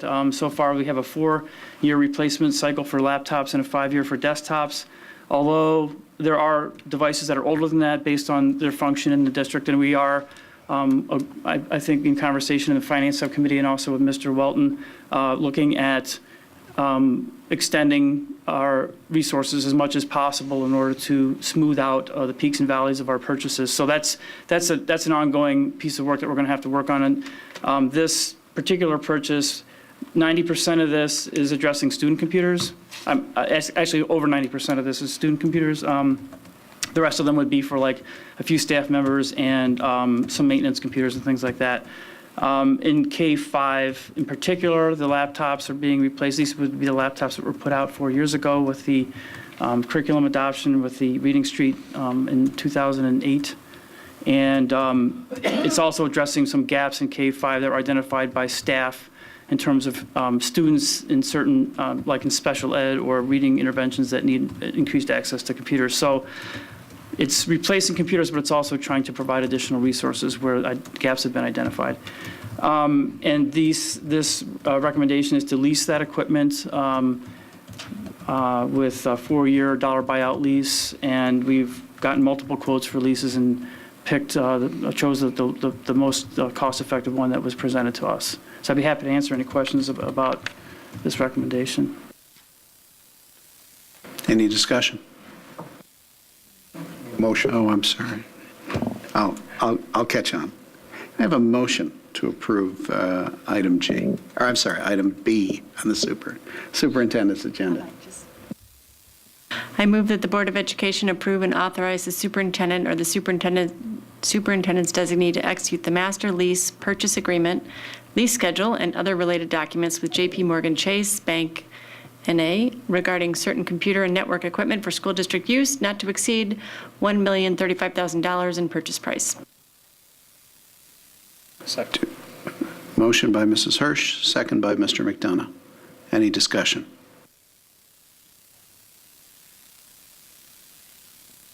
Hearing none. Mrs. Walsh. Ms. Hirsch? Yes. Mr. McDonough? Yes. Mrs. Ebner? Yes. Mrs. Johnny? Yes. Mr. Collins? Yes. Ms. Stufen? Yes. Mr. Bloom? Yes. 7 ayes, no nays. Motion carries. Mr. Purnell. Yeah, the final item this evening we would like the board to consider is the approval of desktop virtualization equipment purchase, and David can detail that also. This item would fall more into an investment in operational efficiencies and improved end-user experience and also future cost savings. It's not necessarily a cost-saving move right now because it would be making an investment in the infrastructure to implement what's known as desktop virtualization or VDI is virtual desktop infrastructure or VDI. It's a technology where the end-user devices can be very dumb, so to speak, or thin is another way to describe it, where the intelligence is really in the network, and on the ends, it's very, it's really just a device to the users interact with, and it's it's much more efficient with in terms of power savings. It's much more efficient in terms of support, and it has long-term cost-saving potential. And there's several benefits other benefits outlined in the recommendation. So with this also kind of ties to what I mentioned before about stretching out our resources that we've already got in the district. So this would enable us to allow existing desktop computers to be used, play the role of this thin client device, and allow us to extend the life of those devices however many years they'll survive, 1, 2, 3 years, whatever we can get out of them. So it also has other advantages for allowing student or staff access to desktops with any type of device within or outside of the district. So it has quite a bit of potential. My recommendation is that we make this investment, that we put this in place in the district. This would provide us the opportunity to do about 400 desktops, mostly in York High School next year. And that would, based on that, if that's successful and we find that it's got the benefits that we believe it does, then we could, in the future consider additional phases. But this would be an initial phase for up to 400 devices at York High School. Do I hear a motion? Mrs. Hirsch? I move that the Board of Education approve and authorize the superintendent or superintendent's designee to 1, purchase server equipment, storage area network equipment, thin client devices, software licenses, and professional services to implement a virtual desktop infrastructure environment at a cost not to exceed $190,000, and 2, execute related documents with Sigma Solutions, Inc. Second. I second the motion. Moved by Mrs. Hirsch, seconded by Mrs. Stufen. Any discussion? Mrs. Hirsch. I want to thank Dave for looking into this. This is something that's been going on in industry for quite a while. I think this is a really good move for us to try to move forward and really leverage the resources that we have. Mrs. Stufen. Thank you. Yes, I commend Dave for looking at this, and actually you've been researching it for some time and wanting to move in this direction, and I know that you've been cautious about spending your money. You actually gave us back money, and this is actually what corporations have been doing, and organizations outside of corporations like governmental entities and school districts. So thank you very much for making this more efficient. You're welcome. Mr. McDonough. I was interested how this plays into the refresh process that you're trying to initiate to smooth some of the bumps and some of the hardware that the district has. And I just wondering if you could summarize that for the entire board, because I found that very interesting and a good use of resources. Well, this recommendation, the proposal here would allow, we would purchase 100 thin client devices, which are about the size of this black box here. But that, because the technology that we're purchasing would actually enable us to have 400 desktops, what that would mean would be about 300 PCs that we currently have in our buildings their lives would be extended. I hope I'm hitting on what you're referring to. So in the end, we would end up with a mix. In the beginning, we would end up with a mix of the thin client devices, which are these efficient appliances with no moving parts and low maintenance costs and low power consumption. But a majority of what we would use would be existing resources that we already have and would normally be replaced on a refresh cycle. So we're going to extend the life of those, and as those begin to fade out, we can then come back later and say, replace them with these cheaper devices. So we get to smooth out the purchase a little bit, the purchase timeline, stretch it a little bit, and then when it comes time to purchase, you can purchase a cheaper device. So that's where the cost savings starts coming in, is down the line a little bit. We won't really see anything significant for a couple of years, but then down the line, it'll be much more cost effective to maintain. And of course, the landscape might change with what the instructional environments look like as well. I mean, I don't imagine that York High School will have 800 desktop devices for many years to come. I think things will begin to shift away from that into other things. So I think it provides us the flexibility to make these changes and do it in a cost-effective way down the line. Anything else? Mrs. Walsh. Ms. Hirsch? Yes. Mrs. Stufen? Yes. Mr. McDonough? Yes. Mrs. Ebner? Yes. Mr. Bloom? Yes. Mrs. Droney? Yes. Mr. Collins? Yes.